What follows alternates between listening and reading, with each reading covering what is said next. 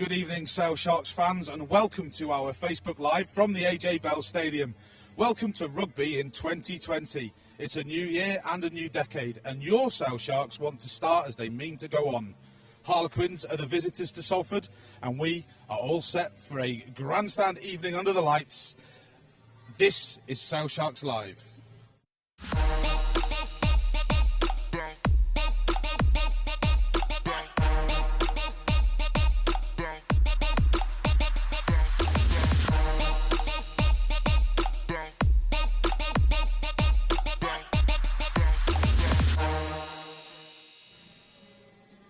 Happy New Year, Sale Sharks fans, and welcome to Facebook, Twitter, and all the other social media channels that we are currently live on.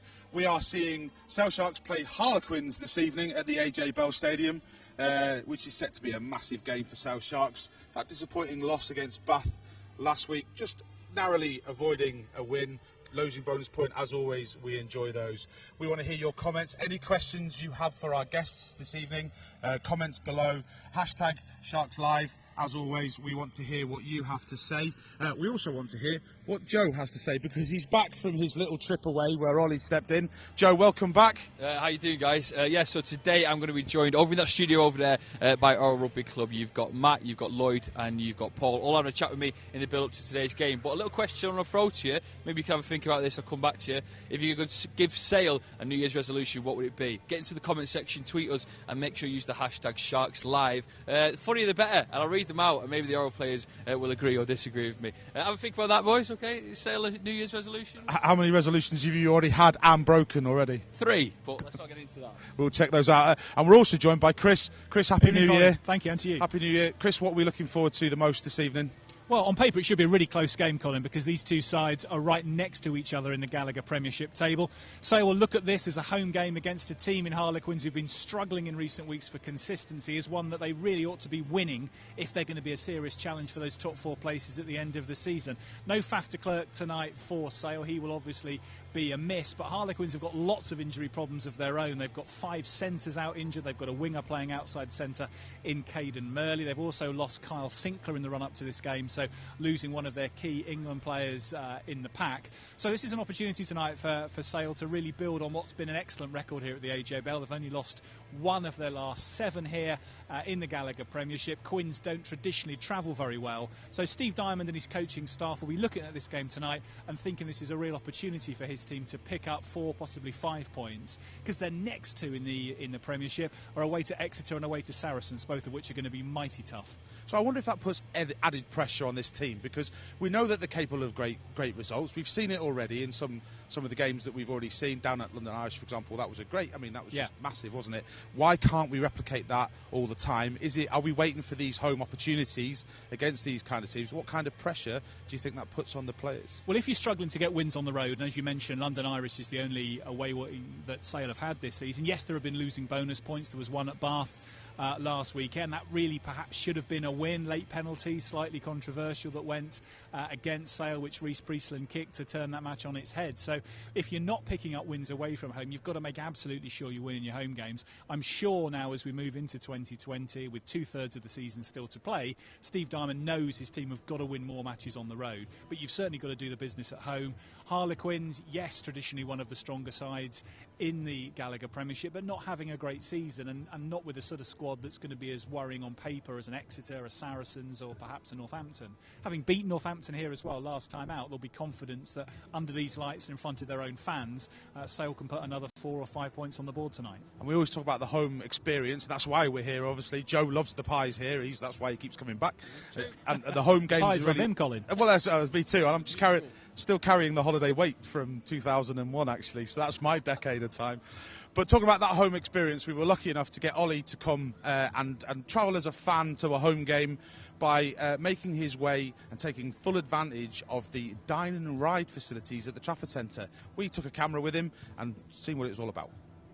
Good afternoon and welcome to game day. It's Sale Sharks against Exeter in the Heineken Champions Cup, and I'm here to take you through an entire experience of what you can see down at the AJ Bell Stadium. But first, I've started here at the Trafford Centre. I've had some food, I've had a look around, done my Christmas shopping. I even went to Nando's for a quick bite to eat.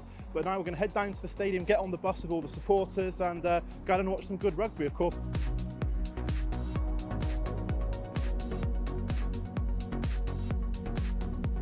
I've just got off the bus here at the AJ Bell. A great service. You come down for it for free from the Trafford Centre. It's brilliantly put on for the club. Every single game, park at the Trafford Centre, come down here and watch the game.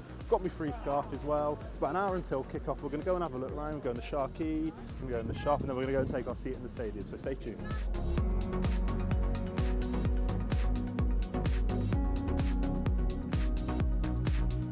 Sale Sharks, the community is fantastic. We've got a season ticket, me and another coach from where we're from. Our kids are in the stadium already without us, looking at the players warm up.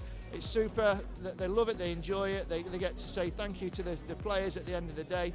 It's a welcome atmosphere, it's brilliant. Second year as a season ticket and we're going to keep coming. You get to see like your favourite players who you might see, like people who just played in the World Cup. And it's just really good to come and watch, and the community's really good over here. So let's go inside and have a look. See, mate.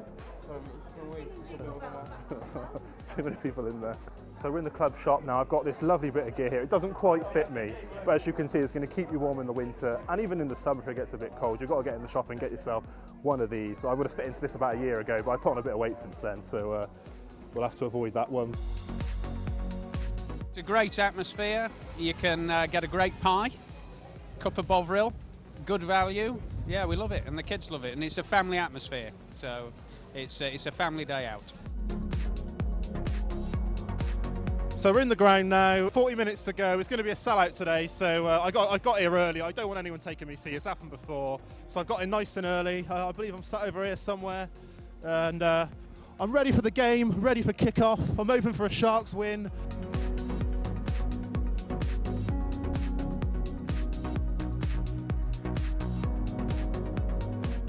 It's lovely how you can wander around and tour different parts of the ground beforehand and see what's going on. I think it's really friendly and it's a comfortable place to watch great rugby.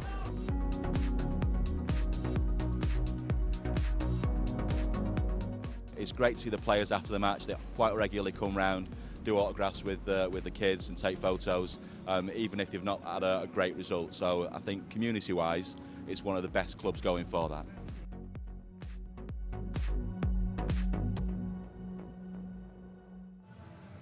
So that's a great example of what the home experience is like. Ollie thoroughly enjoys himself whenever he goes home or away. But yeah, that was a great example of what it's like to be a home fan. If you have experienced coming to a home game, please comments below, Twitter, get us all the information. We want to have a look at how you do your Sale Sharks home games and how it feels to be that 16th man. Obviously, I'm joined by some incredible supporters right now. These guys obviously do all the hard work for us. They've been telling us all the insights as well of how hard it's been down at Carrington. You've been training hard this week, haven't you? Yeah, really hard. If you can't understand Shark, you don't know what they said, but I understood every word. You've been training very hard as well, yes? Good, right, you guys can crack on. We'll catch up with you later on. Keep your eye out for these guys. This is another example of the great opportunities, the great atmospheres down at the AJ Bell Stadium. Chris, we love being down here, don't we? Always. What is it about this game, really? Let's look at the matchups. We were talking about that a bit before. Let's look at the fullbacks to start off with. Give us your insight. Where the opportunities for us? Well, both sides without their first choice fullback tonight. Mike Brown has got knee problems which are going to sideline him for probably the whole season for Harlequins, and so such a key player with all his international experience is a big miss for Harlequins. But no Simon Hammersley for Sale tonight. He's been a regular in the Sale side all season. Luke James gets his first opportunity at fullback this season and his first start in the Gallagher Premiership, so that's going to be an important match up there at number 15. I think then if you look at the half-backs tonight, no Faf de Klerk for Sale, so Will Cliff steps in. He's obviously got huge amounts of experience, Colin, at Sale Sharks, but with him and Rob Dupree against them will be Danny Kerr and Marcus Smith. Now, Danny Kerr, massive experience internationally, England's most capped scrum half, and Marcus Smith at fly half, seen by many as an England future fly half, still only 20 years old, but scored last week against Leicester. Very, very creative, very exciting player to watch. So that link, obviously, so you've gone from the number 9 to the number 15. There's a massive link in the chain that has to go there. It has to come from strong packs, strong forwards. That platform, our line-out, is obviously very critical about our line-out at the moment, the improvements that we need to see in that. But our set piece on the whole hasn't been an awfully bad thing. How important is it for those 8 to click really well to get that good ball out to the 9? Well, you mentioned the line out, and clearly tonight that will be a key area. Stephen Levies and Matt Simons for Harlequins. Levies, the South African who signed this summer for the Quins, and Matt Simons, who came in from Wasps, 2 experienced campaigners at 4 and 5 for the visitors. And up against them for Sale tonight, Bryn Evans, who has been a regular in the side this season, perhaps played a little more than some people might have thought at the start of this year. Part of that is down to the injury to Josh Beaumont. And alongside him, Jean-Luc Duprier comes into the second row. James Phillips drops to the bench. So Jean-Luc, normally a back row player, he has played in the second row earlier this season, but the line-out ball that Sale can get from him tonight will be important, because they're up against 2 experienced, if you like, rounded second rows whose line-out work is one of the core parts of their game. Now, it's good that you mentioned the second rows, because luckily enough we managed to talk to a grassroots second row player in Matt Postlethwaite, where we actually went and meet him down at Carrington before Christmas, just to talk to him about what it's like coming up through the ranks, coming through that grassroots, because something that Sale Sharks does very well is brings in all that talent through the academy and stuff like that. It's one of the best clubs for doing that. We probably strongly believe in that grassroots stuff. We got down to Carrington to chat to Matt, and here's what he had to say. Started playing rugby when I was 5 down at my local rugby club, Ilkley. I was at Ilkley Rugby Club until I was 17, 18, played Colts there and that. Joined the academy when I was 17 and played 2 years of the under-18s, and then signed from there into the academy. That's sort of just where it started, been here since. I guess it proves to you that the pathway works. Like, there's obviously, like, you look at lads like Bo and Jamesy and that, Ross. A lot of the lads in the squad have all come up through the academy. So, in terms of like being around, being in the system a while, it means like you're comfortable. You can just go straight into the first team. You know what you're doing. There's no pressure on you to learn new systems and that. You just get in and you just do your job. You try not to hold on to the faults and the grudges that have gone on from the past few weeks, and just move on to the next week and concentrate on that. You just put it in the past. If there are certain things that have gone wrong, then obviously we'll focus on that week, and we'll put that into practice the week after in the game. Obviously there's always going to be internal pressure from a group, because we all want to push and get into that top 4 and do well, but the pressure from the top, from Dimes and that, is being real relaxed with us, giving us a licence to play. So the pressure itself comes from the boys rather than from up top.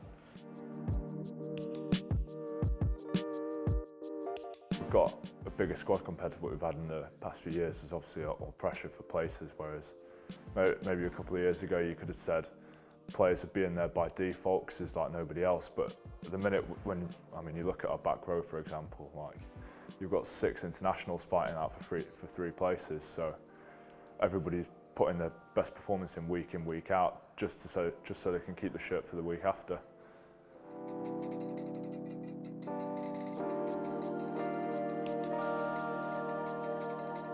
When everybody's chanting, it just gets you going for the game. Whether you're defending your own try line and you give that extra bit because you can hear everyone behind you, or whether you're attacking the try line and everyone's willing you on, it just gives you that extra bit to get over the line or to defend it, just that little bit extra to push harder. The more fans there are, the harder we play, I guess. It's one of those things where when there is that big crowd behind you, it pushes you further, and hopefully that gets us over the whitewash, and we're winning those close games that maybe we haven't done in the past. We're playing good, open, expansive rugby that's enjoyable to watch, which is another reason for everybody to get down. The more people there is, the better the atmosphere is, and the better game it is, and it's more enjoyable for everyone, for the players and the fans, the more people are there.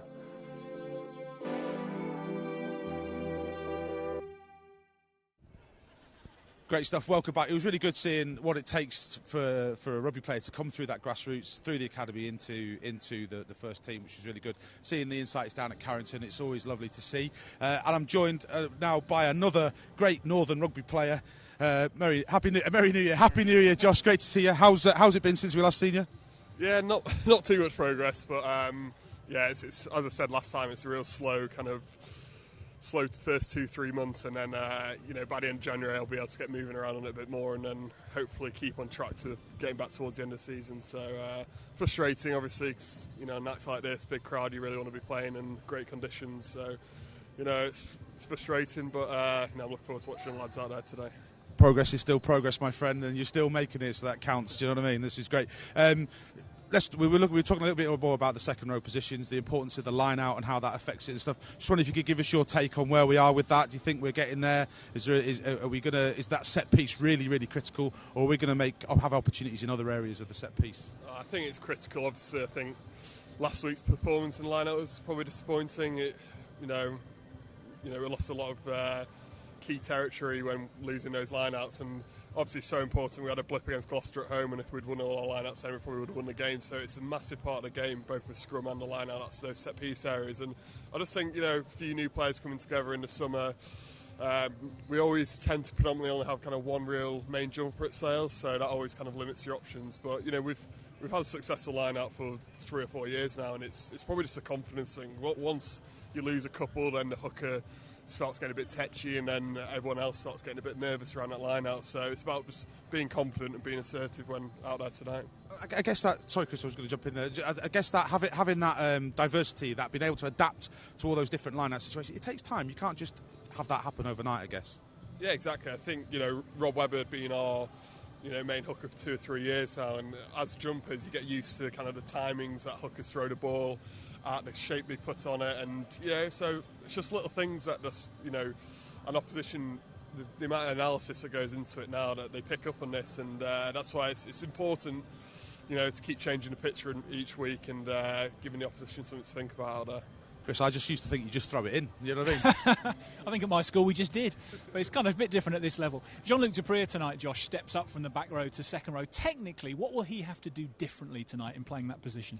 Well, I've done it a lot, going from back row to second row, or vice versa. During games, it's actually easy to start off probably in the second row and go back to the back row. So that's probably the easier transition to make rather than back row to second row. It's just, the main thing you notice, it takes it out on your legs a lot more. You're stuck in a scrum, and then you're not kind of running around as freely off the base of off those set pieces. So that's the one thing that I notice, is that especially when you've got a lot of scrums on kind of a muddy day, which isn't today, but that's the key thing. It probably saps your legs a bit more. And when you look at the Harlequins lineup tonight, Josh, and particularly in the context of Exeter away and Saracens away as the next 2 matches in the Gallagher Premiership, from a Sale perspective, seeing so many changes from what would be a first choice Harlequins backline must give you confidence this could be a game that you could win and perhaps take 5 points from. Yeah, I think getting the win's just the most important thing. They've still got a lot of quality, I think, in the forwards as well. They've a lot of good players in at Harlequins pack, and they've got sharp halfbacks as well, Marcus Smith, Danny Kerr, so we're going to have to really be wary of them today. They like to play at a high tempo. But as you said, I'm glad the weather's very good for a running game of rugby tonight, and hopefully we can see what our backline can produce. You mentioned Marcus Smith there, Josh. People are saying he's likely to be George Ford's successor for England, could well make the number 10 shirt his own for the next few years. From what you've seen of him and when you've played against him in the past, would you share that view, or is it too early to be putting that kind of pressure on such a young player's shoulders? No, definitely. I played with him in the Barbarians game for the England 15 last summer, and he was brilliant that day. I think he got man of the match maybe, or he led us brilliant, so well around the pitch, and he showed a bit more to his game that, obviously he's got the footwork, he's got the skills, but at 10 it's crucial for that game management, especially in the Premiership. And then when you move up into international rugby, it's crucial that you can run a game well, and I was really impressed with him that day, how well he'd matured and ran the game then. And Will Cliff comes back in for Sale tonight. No Faf de Klerk, and Danny Kerr up against him, England's most capped scrum half. How does Will Cliff go about this game? Because Kerr's been there, done that, worn the T-shirt, knows every trick in the book. What would be some of the key things that Will's got to do tonight to win that battle at 9? I think luckily Will's a very experienced player. He's been around the Premiership for 12 seasons now, so I don't think he'll have any worries about kind of what Danny Kerr's doing. He's not probably had a great deal of game time recently, or what Cliffy brings you is his basics are brilliant for a 9. He's got a fantastic box kick. He reads the game well, and although he might not play at that high tempo, high energy game that Faf brings, he might bring us slightly more control. And then hopefully Harlequins have spent a lot of week analysing Faf and worrying about him. So often you can spend a lot of time just focusing on one player who's the main heartbeat of the team, where hopefully we can open up in different areas today. And just finally from me, Josh, last week in big game 12 at Twickenham, Harlequins had a lot of possession, a lot of advantage territorially, but really struggled in the tight. Leicester had very much the better of it in the scrummage, and they have got no Kyle Sinclair tonight. Is that going to be an opportunity for the likes of Ross Harrison and Will Griff-John to really put some pressure on early on in the game and establish that platform? Definitely. I think, our scrum went well last week at Bath. We got numerous penalties there, so it showed kind of in that World Cup final last week if you might not necessarily be the best team on the pitch, but if you've got the dominance in the set piece, especially the scrum, then it goes a long way to winning games of rugby. Josh, that question again, we always ask about why it's so important for the fan base to come down here, why we need that big crowd, that 16th man. It doesn't happen overnight, it takes time to build. Can you give the guys and girls at home some reason to come down here to the AJ Bell Stadium? Well, firstly, we usually have a pretty good strong home record here, so hopefully tonight there's no excuse. Obviously, as mentioned earlier about the conditions, it's similar to when we played Saracens this time of year last year, and the crowding that night was fantastic, and it really spurred us on as players. So hopefully it works both ways. You give us that extra bit of energy that we need at home, and we'll show you what we can do. Josh, thanks, mate. It's great to see you always. Thanks, really appreciate your time, taking time out. So we talked about the grassroots a little bit before as well. We were lucky enough to go down to a club that I used to coach actually a while ago, Oral. They've been building the rugby in the Northwest themselves. They've managed to increase the number of teams that they put out on a Saturday. They've increased also their junior sections, and they're starting to put out a ladies side as well. And there's another touch side going at Oral. This is a rugby team that's been working really hard for rugby in the Northwest, just as much as Sale Sharks have. And lucky enough, we've got them in the studio. So just before we go and see Joe and the Oral lads, here's what they are like down at the St John Rigby, where they train. It's been a massive challenge. Everyone talks about Oral of old, everyone talks about Edge All Road, everyone talks about Oral Rugby Union being their second favourite team. But we've been really down in the dumps for the last few years. So again, that challenge really attracted me, trying to get it up and running. I've been here for 2 years now. We've gone from sort of one team and a social team to 2 teams and a social team, so we've got 3 teams out at open age. We've got a really strong junior colts. We've got a girls team that you've seen training tonight. We've got 25 members now of that girls team. We really want to grow that next year. Up until this year, we really didn't have a big girls section. So as the Super League season for Oral St James was coming to a close, the club liaised with that club to see if their girls were interested in playing some winter rugby and coming across and doing some winter training, and it evolved from there. So we've got a good mix of girls that have already been playing the sport. There's a lot of strong girls out there that don't realise until they pull the jerseys on that they can do it. We need the community to get behind us and encourage their daughters and their sisters and their cousins to come along and play. I don't keep the girls engaged, it's the coaches really, it's the coaches making the training sessions fun, introducing games that the girls find entertaining, but it's actually working them and building them up to playing on match days. Touch has made me faster, so I want to develop my game, especially in rugby union, because I'm at Sale. I want to get into the under-17s squad, so I'll have to be faster, fitter, stronger. And touch will help me do that.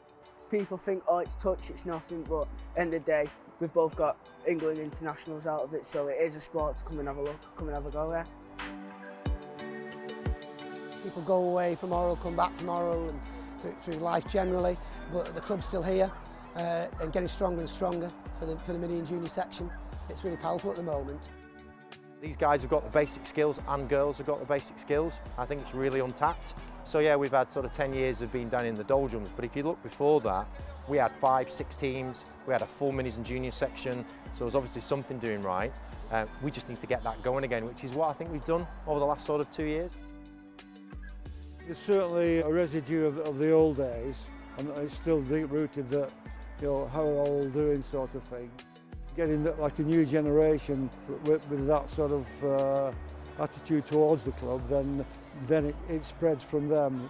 That people are coming up below them, relatives, whatever it might be, schoolmates, start to bring more and more people down. So it's a slow process, but we're getting there, I feel.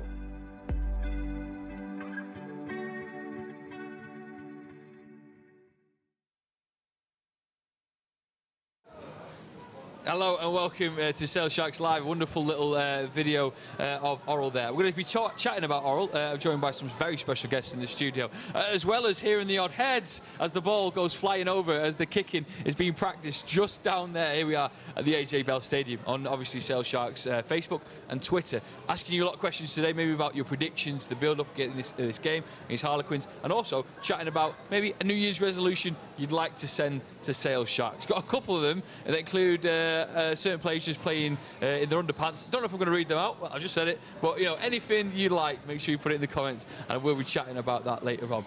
Like I said now, I'm joined by Paul and Lloyd. Matt is on his way from Oral as well. Lucky enough to see you in that VT. Looking wonderful, Paul and Lloyd. Well, can we just establish again what you do for Oral Rugby Club? Okay, well, my name's Paul Wingfield. I am the Director of Rugby for Oral Rugby Union Club. So I'm the head coach, not only of the open age, but we're also starting to build our minis and juniors section, which has gone from, I think, 1 team to 7 teams in the last few years. And I'm also in charge of the women's and the girls teams, and we also have an elite touch team, which is growing and growing and growing as well. Massive operation. Lloyd, what do you do, Lloyd? Well, I'm just one of the players. I'm a first team player, playing the front row. Yeah. Lloyd, how much has Oral been in your life? When did you first start playing with Oral? Well, I've started playing rugby since I was about 5 years old. That's all down to my dad, really. My dad played for Oral. Also, a lot of the members of our team and our first team, lots of their parents played for Oral. Obviously, in the past, Oral had a huge history, you know, around our local area. So, you know, it's been great to get all the sons down now. We're all, you know, playing in the first team and hopefully trying to get the club to go forward and build again. That's cool, though, isn't it? To playing for the same team your dad played for. Is that what kind of makes Oral the team it is? That rich history. When you play for them, you know the importance of playing for them because obviously, like you say, it's passed down from your dad, and you know maybe one day you might pass it down, or other generations might pass it down. I think Oral, just in the whole, is a very special club, just from where they've been in the past, and obviously, you know, where we're trying to go in the future. We've got in our team 8 lads, and all their dads have also played in Oral first team back in the heydays of the 1780s. I don't know whether you call that special, but I do think that's, you know, something pretty, I'd say it's special. Pretty cool, yeah. Paul, go back to you because you're quite new to the Oral Rugby Club. That's right, yeah. How did you get involved with Oral, and what's it been like since you joined your journey so far, so to speak? Yeah, I suppose I'm the one who normally gets the booze because I'm from the other side of the fence in Rugby League. But I got into coaching a few years ago. And as I was saying before, I was head coach of Barlow, Lancashire, and then I went to Waterloo, so I moved to Rugby Union coaching the backs. I did that for 6 months, and then one of the main sponsors at Oral, he was a friend of mine and a sponsor of Lancashire, as Lancashire Barlow as well. And he just said to me, you know, would I fancy coming down to Oral? They were sort of going through a transition period. People like Lloyd, Dan Huxley, Max Huxley, really young rugby players, like we've said before, the dads and grandfathers and uncles all played for Oral. So we got a nucleus of a good team, but we need a bit of help. We need to really grow the minis and junior section. We need to grow the open age section. We need to set up a women's and a girls team. We need to do more with the touch. We need to do more with the club general. Would you come and give us a hand? So for me, I enjoy the coaching side of it. I really enjoy it, but also the commercial side of it and growing teams. I really enjoy that as well. So it was an opportunity that I felt was too good to miss. We've got loads to talk about. We're going to have a little message now from our partners, but I'm still here with Oral. But I have a little message, and you make sure you get your comments in, and we'll read them out very soon.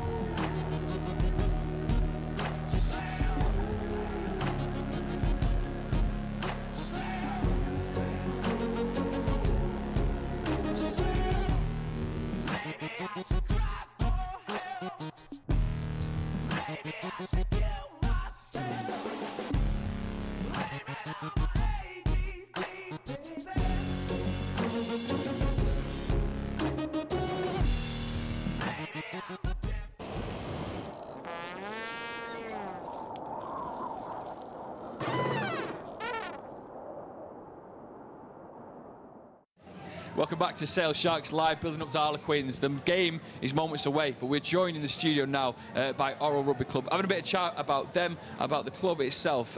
Big shout out to Joanna, who's watching, who reckons that Faf should just play in Budgie Smugglers alone for the rest of the season. That's her New Year's resolution. Anything you want to get in touch with, get into the comment section. Obviously, I'm joined by Paul and Lloyd, but Matt's joined us. Hi, Matt. You all right? Matt, tell us your role in the club. We've all got to introduce ourselves. Let's start on a blind date and we're all just letting each other know what we do. What do you do, Matt? I'm coach of the under-13s, member of the touch squad, and on the junior committee, junior vice chair. So a bit of everything. A bit of everything. Matt, we're going to talk about the growth now and maybe the future of Orrell itself. We had a chat with Lloyd about the fact that, you know, his dad played for Orrell and you're coaching the new generation coming through. Do you see that importance that the love of the game is still there for the younger generation coming through? Yeah, definitely. It's coming through, and like touched on, that there's still more juniors coming through whose parents played and everything like that. So it's still a really good family and community club, and that's the key to it and everything like that. So it's really good to see. Happy days. Lloyd, for you, for being a player for many years, is there any sort of key changes you've seen? Or what has sort of been the transition periods that we've talked about, but you're here now in a wonderful place? Well, I think the main transition, and obviously Paul's came in 2 or 3 years ago, and it's been a massive boost to the club, really. We've been, you know, when I first started down at Orrell about 10 years ago, when I was 18, we had one club, we had one team. We didn't have a junior side, we didn't have a women's side, we didn't have a touch side, and now just over the last 3 to 4 years, that's just been built upon and built upon. You know, we've had a second team which we've had 3 back-to-back promotions, which is fantastic. We started a third team this year. The girls ever improving, and the touch side, they've had some, you know, even England touch players. So, and as well as the first team now pushing promotion in a tough league. So hopefully by the end of the year, you know, we're still undefeated. We're going to go for the undefeated season, and who knows from there. The Invincibles, as it was, you could say. Well, you know, maybe not to anyhow. Yeah, let's hope so. But let's not write all up too early. Okay, I get that. But for you as a player, I mean, it must give you. You've played for a long time. It must give you maybe a new lease of life when you see that you're doing the sport, obviously you love, and you're getting results. You're winning.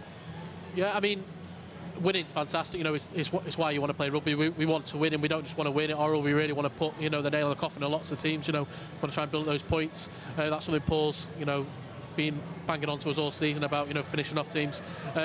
But we really just want to improve. You know, we want to improve everything about our game. You know, in defence and attack, and you know, by the end, you know, halfway through the season now, we've got some real shape.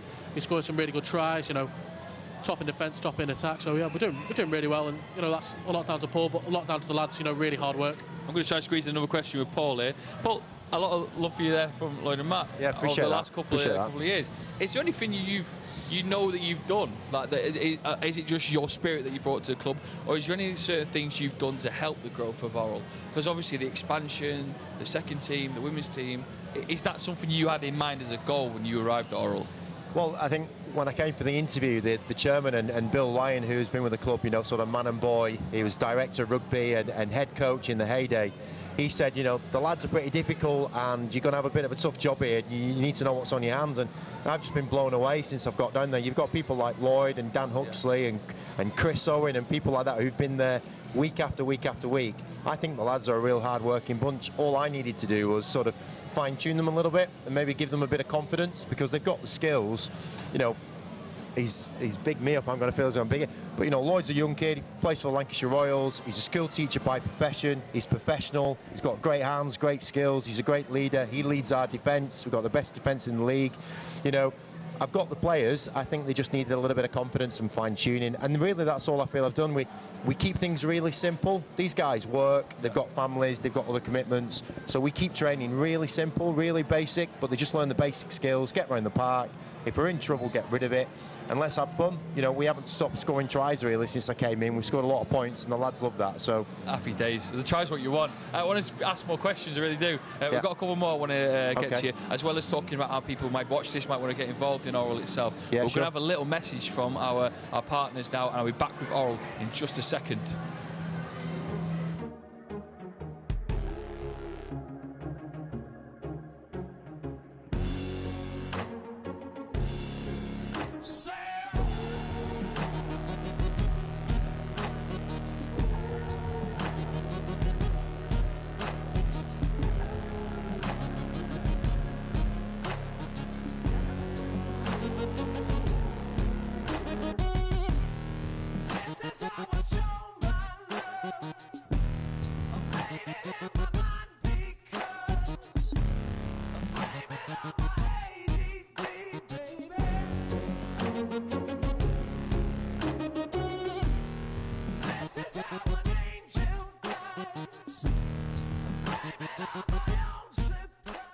We're back with Oral. Thank you very much to everyone for watching. Make sure you get in the comments and tweet us at #SharksLive. Now, as well as obviously you three joining us, it's not just about you three. That so much makes a club.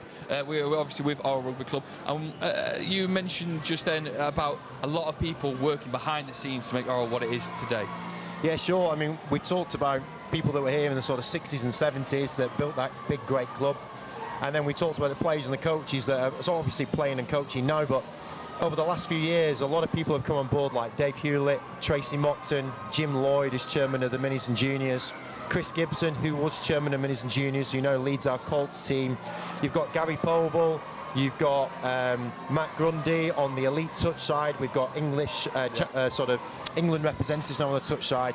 And there's a lot of people behind the scenes. And I think when you're out there on the training park and you're putting a winning team out there and the players are really busting a gut, you need the people in the office really backing you up. And that's one of the things that really works for us now. We've got some great sponsors.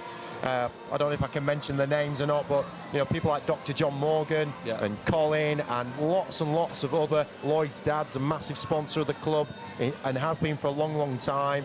And there's people that put £20 in, and there's people that put £1,000 in. But we've got so many of them, and all really from the local community and people that have got a real long history and association with the club.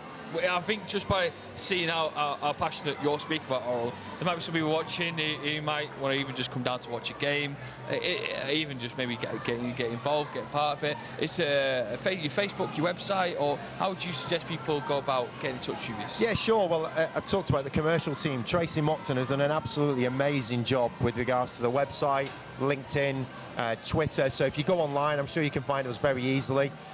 We did a lot of coaching in the schools recently with the RFU All Schools programme, and the talent in the local schools is absolutely unbelievable. But unfortunately, over the last 10 to 15 years, rugby union hasn't really been played because obviously the club hasn't really had a foothold in the area.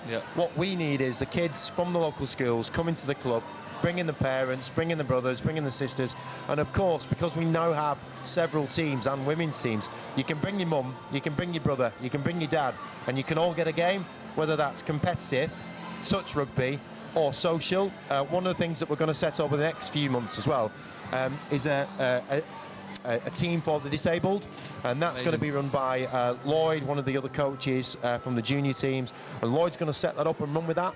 So again, if you have a disability but you want to get out, you want to get fit, you want to make friends, you can come down, you can do that with us, and that'll be within the next few months. Perfect. Well, obviously, I've loved having a chat with you guys, but can I just get maybe, for people watching, a little prediction about what might happen here between Sale and Harlequins? Who wants to go first? Matt, you come on, you go first. Matt, what are you saying? I think, looking at the two teams, I think it's got to be a Sale win. Yeah. I think it's going to be at least by 3 tries. I'm going a convincing win. Lloyd, you going more as optimistic? I'm not sure I'm as up. I think it'll be a Sale win. I think it's always hard to come down to the AJ Bell Stadium, especially on a Friday night. So yeah, I'm hoping for a Sale win. Hopefully by a try or 2. Paul, what are you saying? Yeah, I think a Sale win as well. I think Harlequins, good side, but I think home on a Friday night, sellout crowd. They've been a little bit up and down Sale this year, haven't they, with wins and losses, but some really close games. I think they'll win tonight, yeah. Perfect. Right, I think we should have Colin, who's over by the bar, I think, having a drink, which is unfair, isn't it? Yeah, it Surely is. we should be over there. Colin, can you hear me? Colin? Hey, Colin? Colin! Right, I'm outside. I've just come to check out all the food places. Hog roast, burgers and grills and chips and pies. We've got some hot donuts around the corner. Andy, just take a little spin around. Just quickly take a look. That's where the Sharky is. We won't go in there today because it's absolutely rammed and it's very loud, so you won't be able to hear anything. But let's take a quick look around here. Just a quick chat around here and see if we can speak to any of the Sale Sharks fans that are here today, and see if we can grab hold of anybody. Everybody's waiting for some food. Brilliant stuff. Let's just jump in here. Happy New Year, everybody. Happy New Year. How you doing? Where you from? Where you from? Whittle. Wirral. Hoylake. Yeah, Whittle. Yeah. Hoylake says it on his app. You come to lots of Sale Sharks games? We do, yeah. Why do you keep coming back? Because it's great fun. We love it. What are you queuing up for here? Burgers. Burgers. I know, I'm starving myself. What are we looking for today? What are you hoping for? A big win. I'm sure we will. It's important, isn't it? Yeah, it is. Close. Yeah, and that we were close against Bath and we just kind of missed it there. It's very frustrating, but we're losing bonus points. How do you feel about that? We need to keep going, try and get those bonus points every time. They're so important, especially towards the end of the season, aren't they? Make a huge difference. Massive difference. If there's anything you can say to the fans at home that haven't made it down, why should they be coming down? Get down, because it's a cracking atmosphere. It's nothing better than live rugby. Oh, we love live rugby. Thank you for... I think somebody pushed in as well. Sorry about that. Sorry. Happy New Year, everybody. How you doing? You okay? How you doing? Happy New Year. How you doing? You all right? How's it going? Happy New Year. You're looking forward to the game today? Absolutely. What are you looking forward to the most? Winning. Why is winning important? You are a Sale Sharks fan, so... Absolutely. Why do you think we need to get this big win today? No, we just do. It's great for the team. It's great for everybody. It's great for... Yeah, we do. We came close against Bath the other week. How frustrated were you as a fan for not to get it? But we did leave with the losing bonus points, so... We did. It is frustrating. It's one of those games, isn't it? I mean, how much can you read into that? It was difficult, but... The pitch wasn't brilliant, but then we can't be blaming the pitch. Everything. No, absolutely. Exactly. Yeah. But losing bonus point, which is more than we were doing last year, obviously. Yeah, Good. Yeah. Listen, thank you for stopping to No talk to us. We'll see you again soon. Happy New Year. Okay, so that's us out here. The fans looking very excited towards the game. We're going to nip back inside now. But here's a quick note from the Gallagher sponsors. Quiz, query, try, spy, take cover, go for a swim, go on a whim, go outside in, and inside out. Look once, look twice. Follow a compass, not a clock. Never stop discovering.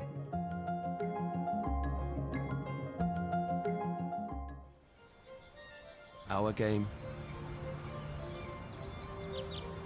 is about protection for businesses and communities,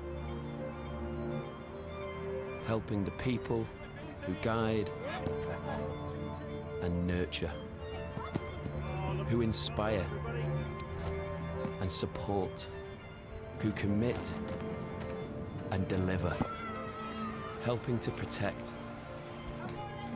all those in our community who are just like us and who deserve the best.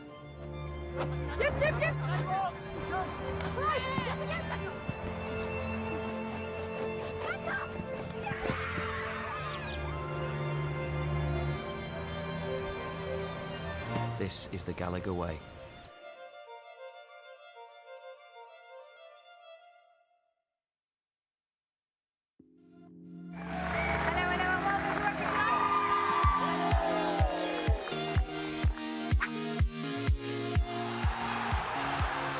Oh, look at that magical bit of work.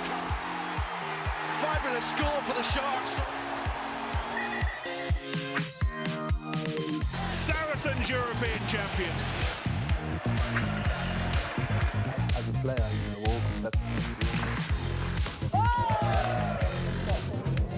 He's been outstanding for scoreboard taking over, but also particularly because obviously part of the game, I get your best runners in world rugby currently called.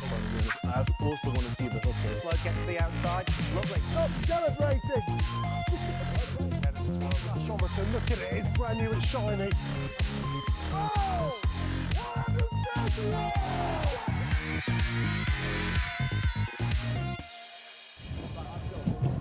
Okay, welcome back. We're just watching the guys prepping their scrum, warming up with the scrum, that set piece, ever so important.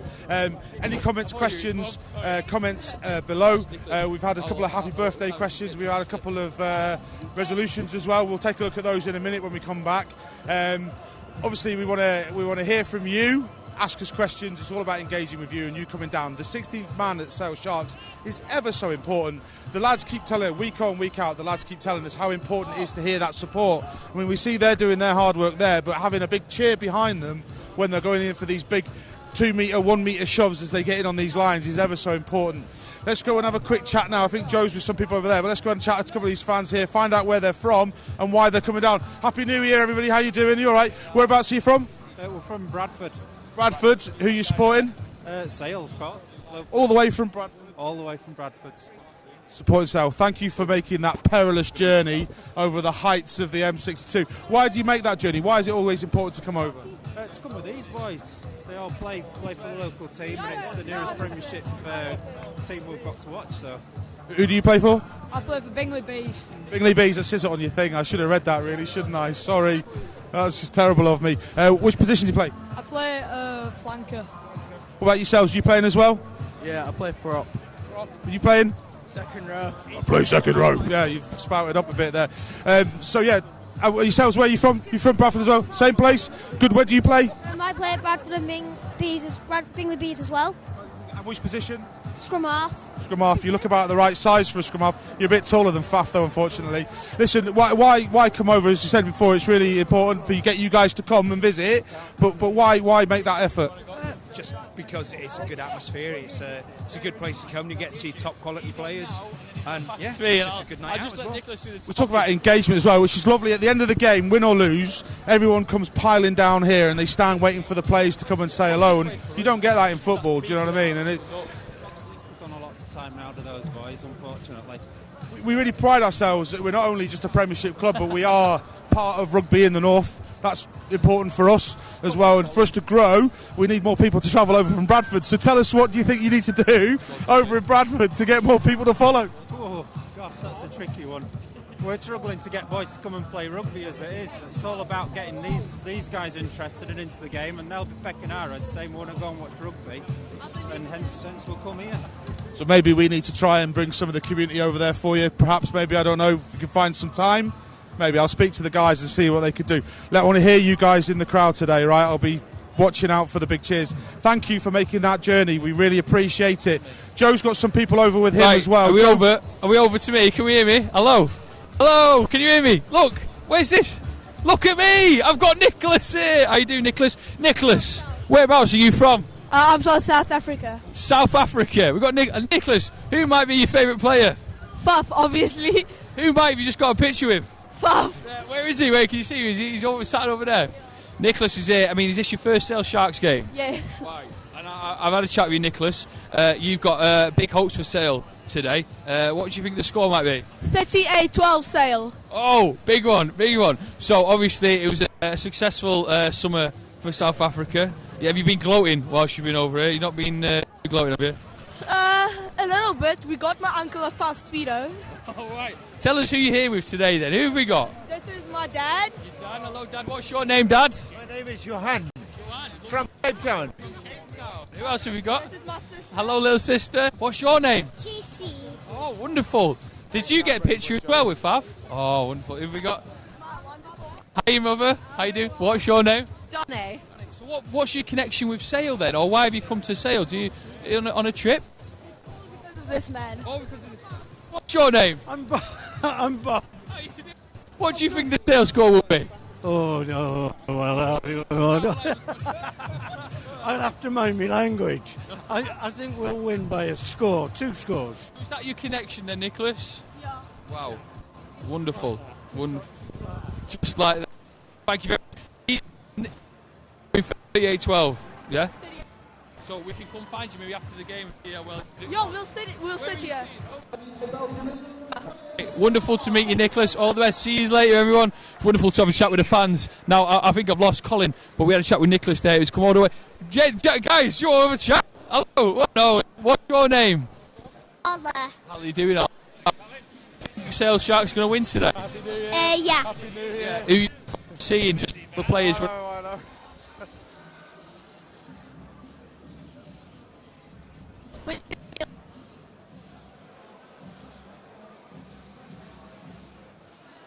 Sharks win. Yeah. Well, it's going to be really hard because, you know, Harlequins are really good. But I feel like, because it's like 21st game, it's going to be a good game. Wonderful. Right, I hope you have a wonderful game. Stay warm. Yeah, right, we're looking for Colin. Where's Colin? He's over there. I'm running. I don't want to run. How's it going? Right, okay, that's that, Joe. Let's go and have a look and see if we can chat to a few more. Let's get stuck in here. Happy New Year. Happy New Year, everybody. How you doing? Happy New Year. Who you supporting? Sale, of course. Harlequins. He said Harlequins. Where are you from? Where have you come from? Chester.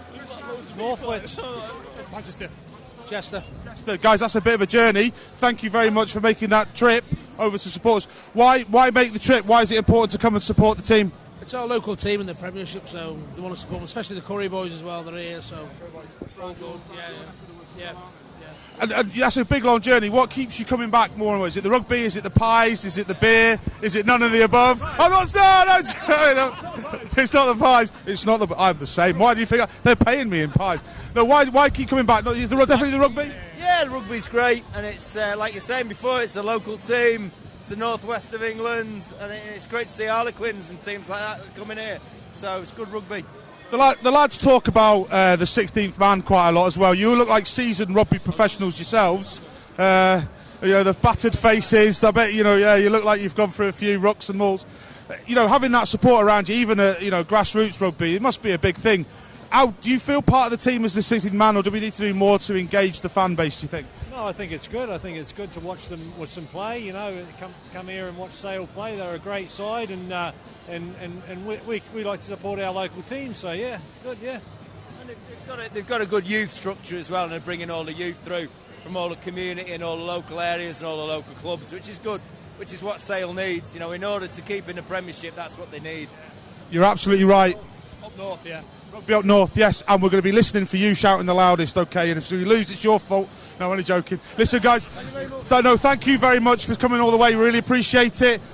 I can hear the drum getting ready, which means that we're nearly time for kick-off. Just before we do, a quick message from the Gallagher lads. Over to you.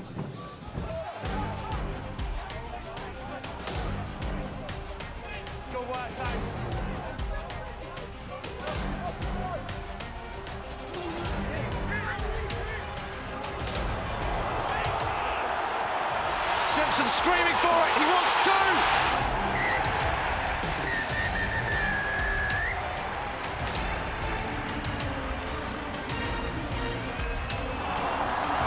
There's the offload! Here's O'Connor!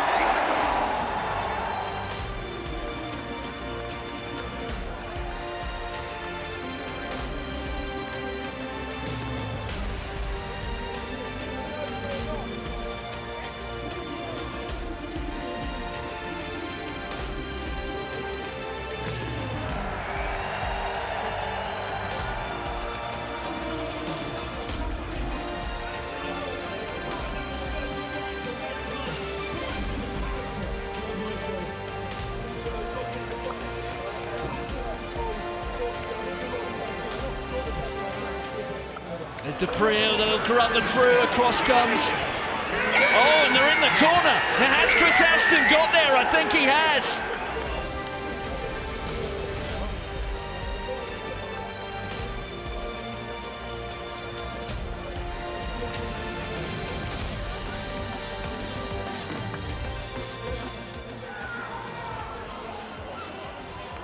Oh, he's through again. The power of Janssen van Rensburg.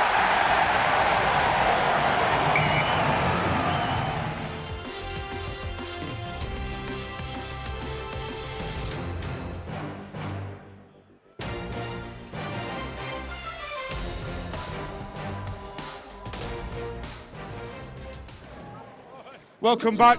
Just reading out the teams. We're not far away from kick-off now. We're going to do our usual walk-up to see the Coventry team. But before we do, let's try and have a chat to a few people on the way. So if you come with me, let's see if we can get hold of a few fans. How are we doing? Happy New Year, everybody.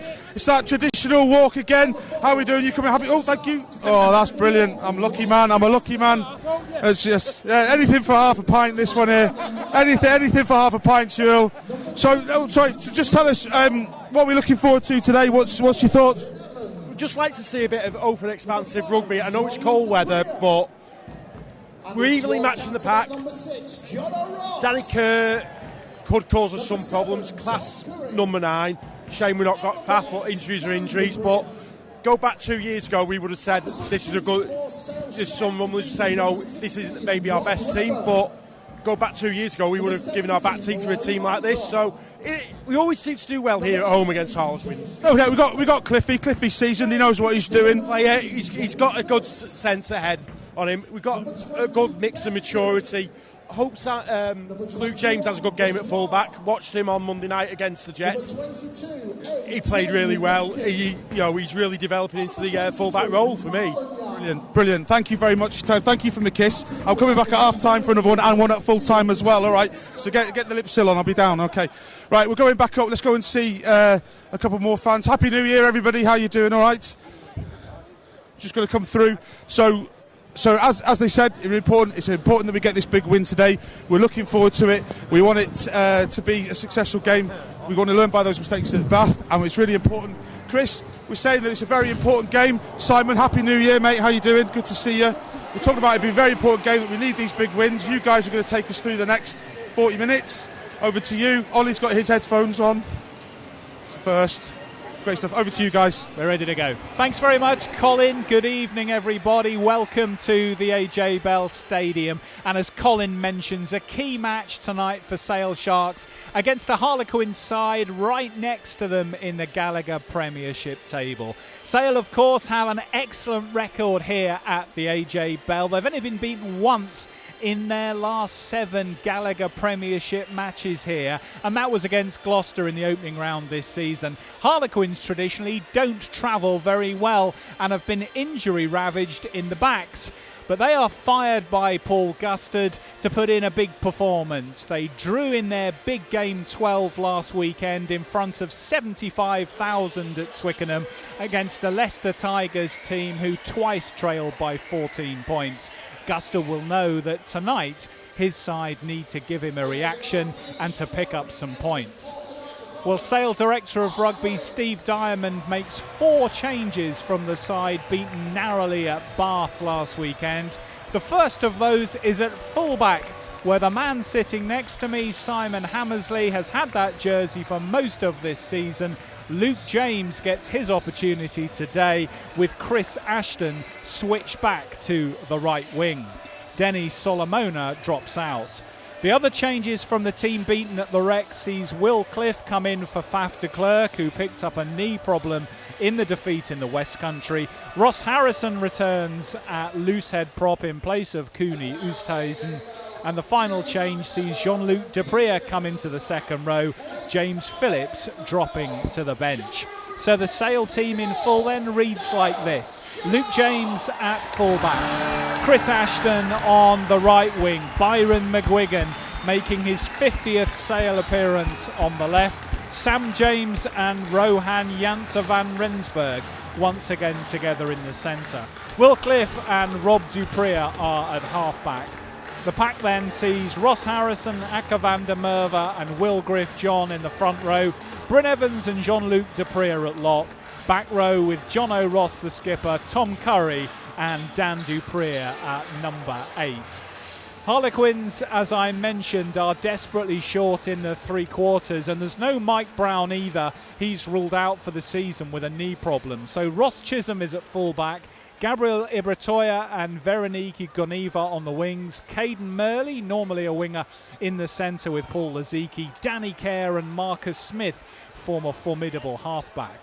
Joe Marler, Elia and Will Collier are the front row, Stefan Levis and Matt Simmons the second rows, James Chisholm, Chris Robshaw and Tom Lorday are the back 3. Our man in the middle tonight is Ian Tempest, taking charge of a Premiership game for the 66th time, and Sale Sharks in their familiar all dark blue going from left to right as we look out from the West Stand in the first half. Get us underway. Rob Duprier with the dropout finding the Harlequins 22-metre line, and Quins in their predominantly bright green shirts with some flashes of their familiar colours form the first ruck of the night, with Elia at the back of it. Danny Kerr launches his first box kick of the evening. Up it goes, and Luke James gets an early touch from fullback and breaks the first tackle, that of Stefan Levies.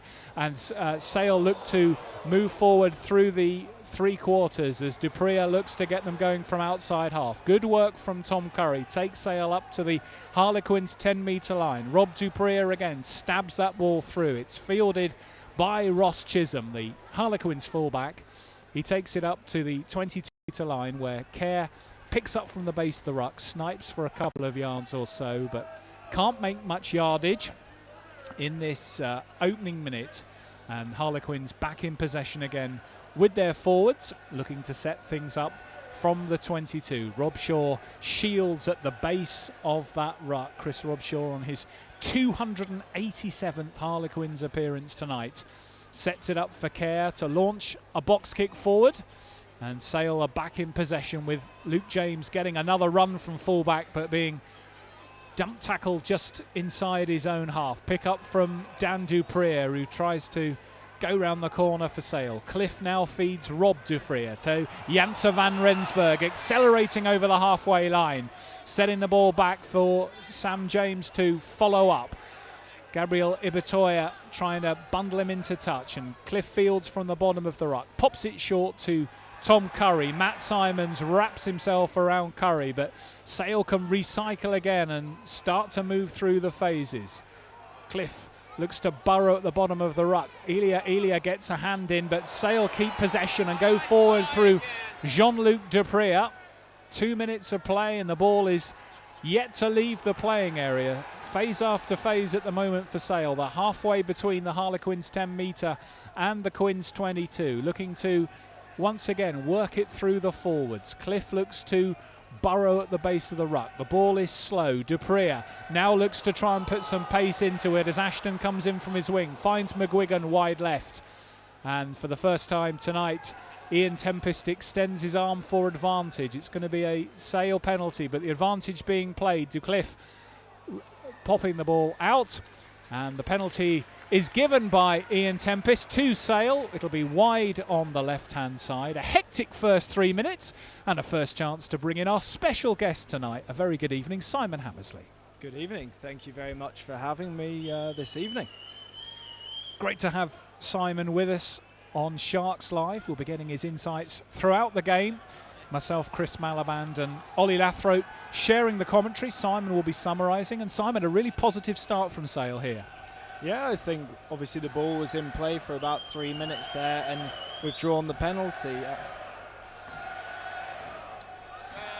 Line out for Akker van der Merwe to try and find one of the Duprees or potentially Bryn Evans as the go-to man inside the Harlequins 22. Van der Merwe steadying himself. Sale have been working a lot in recent weeks on trying to get that line-out platform going. And that's a successfully secured ball by Dan Dupree in the middle. Now then, can Sale with the rolling maul make progress in the Harlequins 22? Will Cliff, though, looks to lose it at the back of that rolling maul, but infringement coming, and it's going to be another Sale penalty inside Quins 22. Yeah, it looks like someone's changed their mind there. I'm not much of a maul specialist, but that's my interpretation of it. Rob Dupree is going to pop it in the corner, and we'll probably look to get the maul going again. And as Simon rightly predicted, Rob Dupree going to the corner to set up a 5-metre line out on the left-hand side of the Sale attack. A good crowd here in the AJ Bell tonight.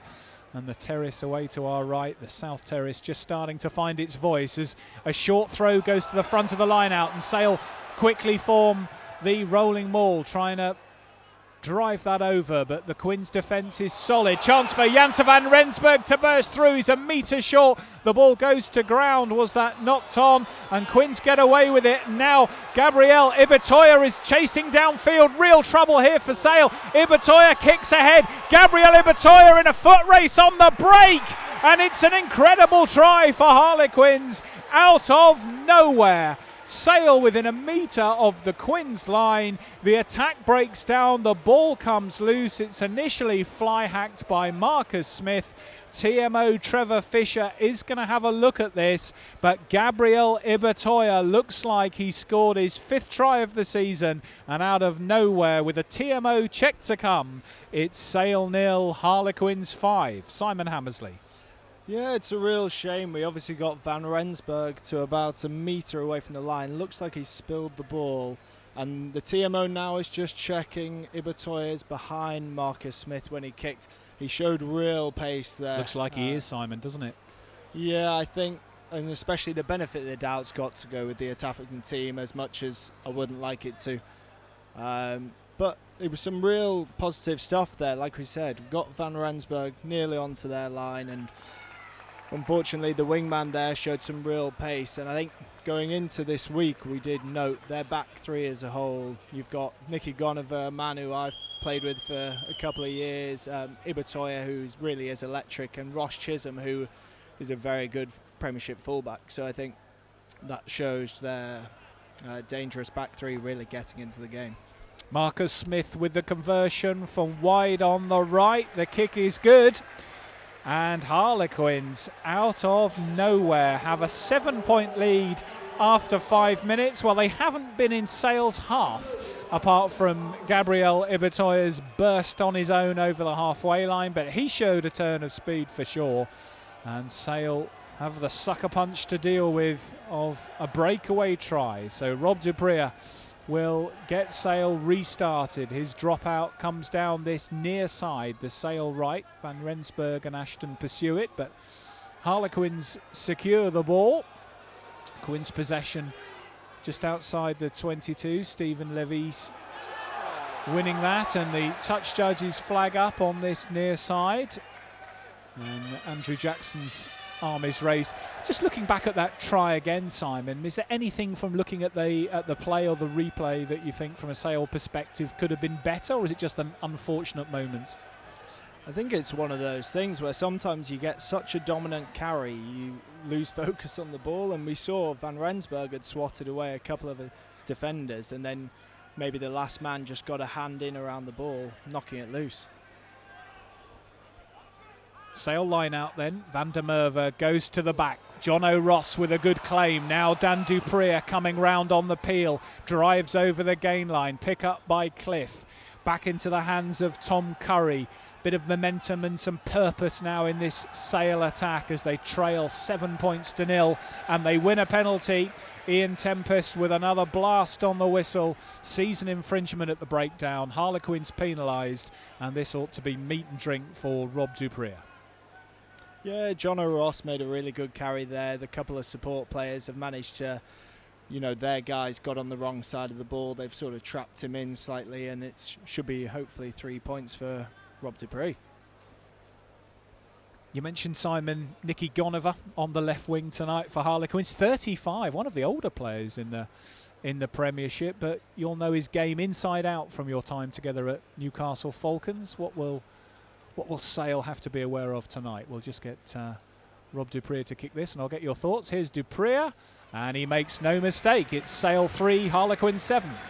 Yeah, Nicky's obviously been one of the most dangerous wingers in the Premiership for about 10 seasons or so.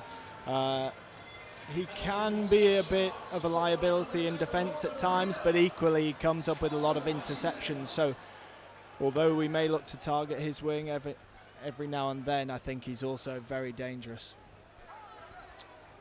Well, Nicky Gallagher playing on the right wing tonight, despite wearing 11. Gabriel Ibatoya wearing... Well, actually, they were billed to be 14 and 11, but they've swapped over. Ibatoya wearing 11 tonight, and Gallagher wearing 14 is on the right wing. So Byron McGuigan has the chance to try and exploit some of those defensive frailties that Simon Hammersley talks of, and Sale look to move it quickly through the midfield. It's been all Sale thus far in terms of possession. It is, though, Quins in the lead as Ashton goes down the right wing. Chip ahead by Ashton. Bryn Evans is actually in pursuit of this one. Janse van Rensburg as well, but Quins just get enough green-shirted bodies across to secure possession. But once more, Sale asking all the questions, and Quins inside their 22 just trying to find a clean exit here. Very encouraging start from Sale, even if that not as yet is reflected on the scoreboard, as Kerr looks over his shoulder and launches that up the touch line, but can't find touch. Rob Dupree fields that and pops it inside to the busy Luke James, who's been energetic in these early stages from full back, as Sale look to launch it through the centres again and set the ball up just outside the 22. Ross Harrison, as ever, looking for work in open play. Does well, finds John to Sam James, now John O'Ross. Ross straightening up, bursting through the middle up to the 22-metre line. Van Rensburg, nice pass inside. Can they keep the move going? There's a pass that doesn't go to hand, but it crucially doesn't go forward. Rob Dupree back inside to Akker van der Merwe. There he goes again. Van der Merwe, for the 9th time this season, crashes over the whitewash. The raging Warthog has another try to his burgeoning records, and Sale take the lead at the AJ Bell. It's Sale Sharks 8, Harlequins 7. Yeah, that was brilliant interplay by the Sharks. We obviously caught the kickoff, and I think one of the things we noticed during the preview stuff was that they hold 3 players in the back. They keep Tom Lauday back there, so we went to play from deep, knowing they'd be short of numbers in the front line. Worked our way wide, and then a bit of nice interplay and give Akker any sort of room to move. And for Hooker, he's pretty much rounded the fullback, so it's pretty impressive stuff. This really is an incredible try-scoring record, isn't it, Simon? 9 tries now from Akker van der Merwe. He hasn't even started every game. Yeah, it is pretty phenomenal for a hooker. I know he gets on the back of the drive mauls, but he's also scored quite a lot in open play, and I think he really is one of the dangerous carriers, along with Dupree brothers, John O'Ross, who we've got playing tonight. Conversion then for Rob Dupree here. It's about 15 metres or so inside from the left-hand touchline. Dupree steadies himself. Looks a decent connection, and the crowd are positive, and rightly so, because Dupree's conversion makes it Sale 10, Harlequins 7, and the pattern of the play over the first 12 minutes is now starting to be reflected in the scoreboard. Restart from Marcus Smith is beyond all his green shirts, and Van Rensburg drops the restart, then switches off, and Gabriel Ibatoya was almost in again down the left touchline, and Janse van Rensburg was almost embarrassed there, but Harlequins with the advantage from his knock-on. Danny Kerr with a little chip over the top. It's fielded comfortably in the end by Dan Dupree, and he called for the mark. Yeah, this could be interesting. A very good piece of awareness from the back rower to call the mark. He's popped it back to Sam James, who, as always, puts in a lovely kick. Doesn't find touch, though. Ross Chisholm fields it just inside Quins territory, and Tom Lauday, once of Exeter Chiefs, drives the visitors up to the 10-metre line. Now it's the familiar figure of Elia, but he's driven back in the tackle with some gusto by Will Griff-John. Now it's Paul Laziki getting his first touch, the American inside centre, and Quins going through a couple of ruck phases in Sale territory for the first time. Joe Marler takes the ball short, but he's not able to make any progress, and Quins are back in possession on the Sale 10-metre line, driven forward by James Chisholm, one of 4 sets of brothers on show tonight. I don't think that's probably ever been seen before in the Premiership, but it's a Sale penalty coming. Excellent work on the floor from Dan Dupree. He gets the congratulations. In fact, it's Jean-Luc, his twin brother, who put the hard work in to win the turnover. Penalty Sale. Yeah, he just caught Danny Kerr with a loose ball at the base of the ruck, and then I think Quins have entered from the side when trying to clear him out. So another penalty. The defence there looked extremely strong from Sale. That people like Marler, Rob Shaw carrying, and I saw Will Griff-John put in a couple of big shots, and John O'Ross as well. So we moved to a line out just outside their 22, and hopefully we can put one of those plays we've been practicing all week and hopefully be successful. Have there been specific plays worked on for this game, Simon, beyond the kind of traditional routine, I guess, that you work on week? Yeah, most weeks we tend to identify either weaknesses in the defensive system as a whole or individual traits. So here we've got Marcus Smith, who's a pretty talented player, and then Liziki outside him. He's a bit like Van Ransburg in the way he's a very big hitter. So we might look to play either side of him. And also, as you said before the game, they've got Murley at 13, and he hasn't played that much rugby in the Prem at that position, but he's a talented winger, so I expect him to do a good job.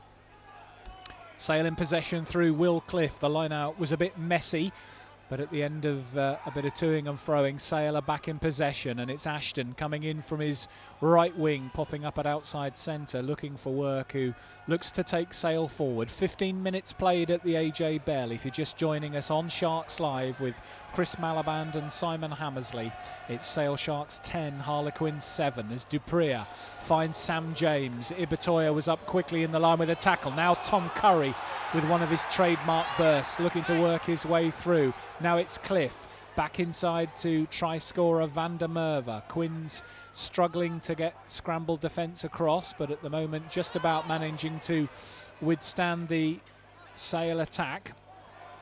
Driven forward again by John O'Ross. Now it's Dupria.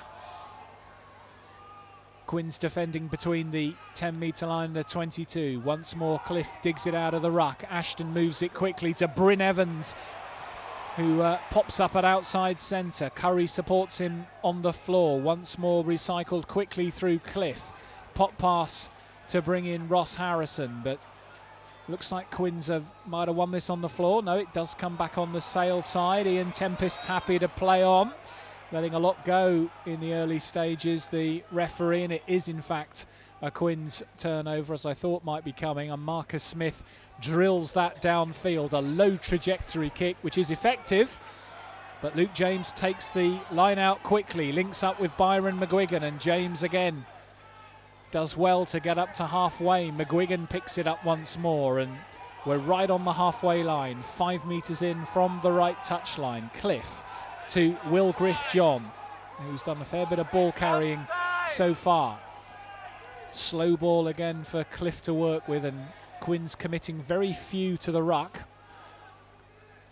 And perhaps mindful of that long line of green shirts in front of him, Cliff elects to go over the top. Tom Lauday defending deep, as Simon Hammersley said he tends to. Now releases Gabriel Ibatoya. Ibatoya making great yardage up the middle again. Advantage coming for a Sale knock on, and Ibatoya is proving very tricky for Sale to handle when he gets the ball. Gonover now on the other wing for Harlequins, finds Murley. Murley showing a clean pair of heels to Ashton. Murley sprinting down the right wing, showing the pace of a winger there. Caden Murley eventually is bundled into touch, and it will be a line out and a Sale Sharks throw 10 metres or so from their own line. Simon. Yeah, Sale Sharks lost a bit of momentum there, so Cliffy went to the box kick. And to be fair to Lauday, he's done a really good job though, freeing Ibatoya down the left-hand side. We then scramble pretty well, getting Cliffy and a few more towards the ball. Some nice interplay by Quins, and then Murley tries to take Ashy on the outside, which is a fair old task, and Ashy does well to recover, push him into touch, and we need a good line out to escape this period.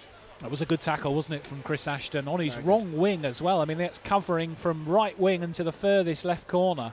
So Ashton showing his experience in getting into that position. Never used to see that, Simon, did you? Never see a right wing cover that much ground, but I guess it's more and more common now that the wingers are expected to cover both sides.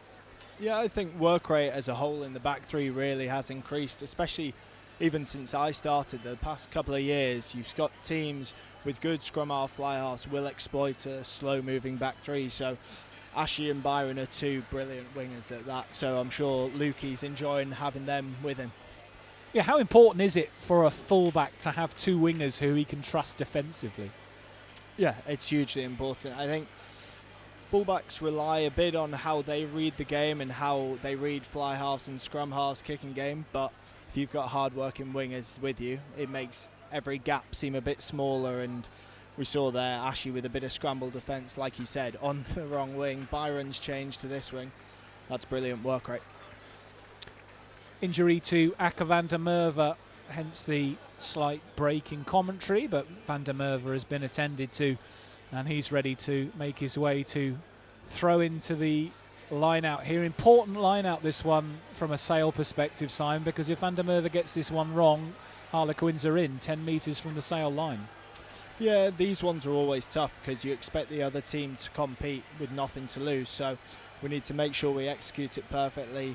We'll probably look to go either to Cliffy's left foot as 9 or Rob Dupree in the pocket with his right foot. Let's see how this plays out.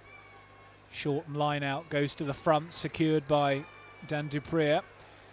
Now then, it's Sale ball, but Will Cliff looks like he's giving instructions to Rob Dupree. Is he going to kick himself, or will he go back in the box? He goes short. Sale looking to try and get through a couple of phases from their forwards to just gain a few yards and potentially make the clearance a little easier. Will Cliff waits and moves it onto his left foot, as Simon Hammersley suggests, and launches the ball up the left touch line and makes a very good touch, Will Cliff, from a relatively tight angle, taking Sale all the way up to halfway. Excellent defence. Yeah, that was a phenomenal kick by Cliffy, and I think unfortunately Ross Chisholm back there's not noticed where the touchline is, so he's actually taken it over the line, and Sale have the line out, and now a great place to attack from. You mentioned Ross Chisholm at the start, Simon. As a fullback yourself, you were complimenting him. He's been around the Quins camp for 8 or 9 years now, but with Mike Brown having made that shirt his own, he's only had relatively few opportunities, hasn't he, Dale, if you look at how long he's been at the club? Yeah, I think it's difficult when you've got a player of the quality of Mike Brown ahead of you.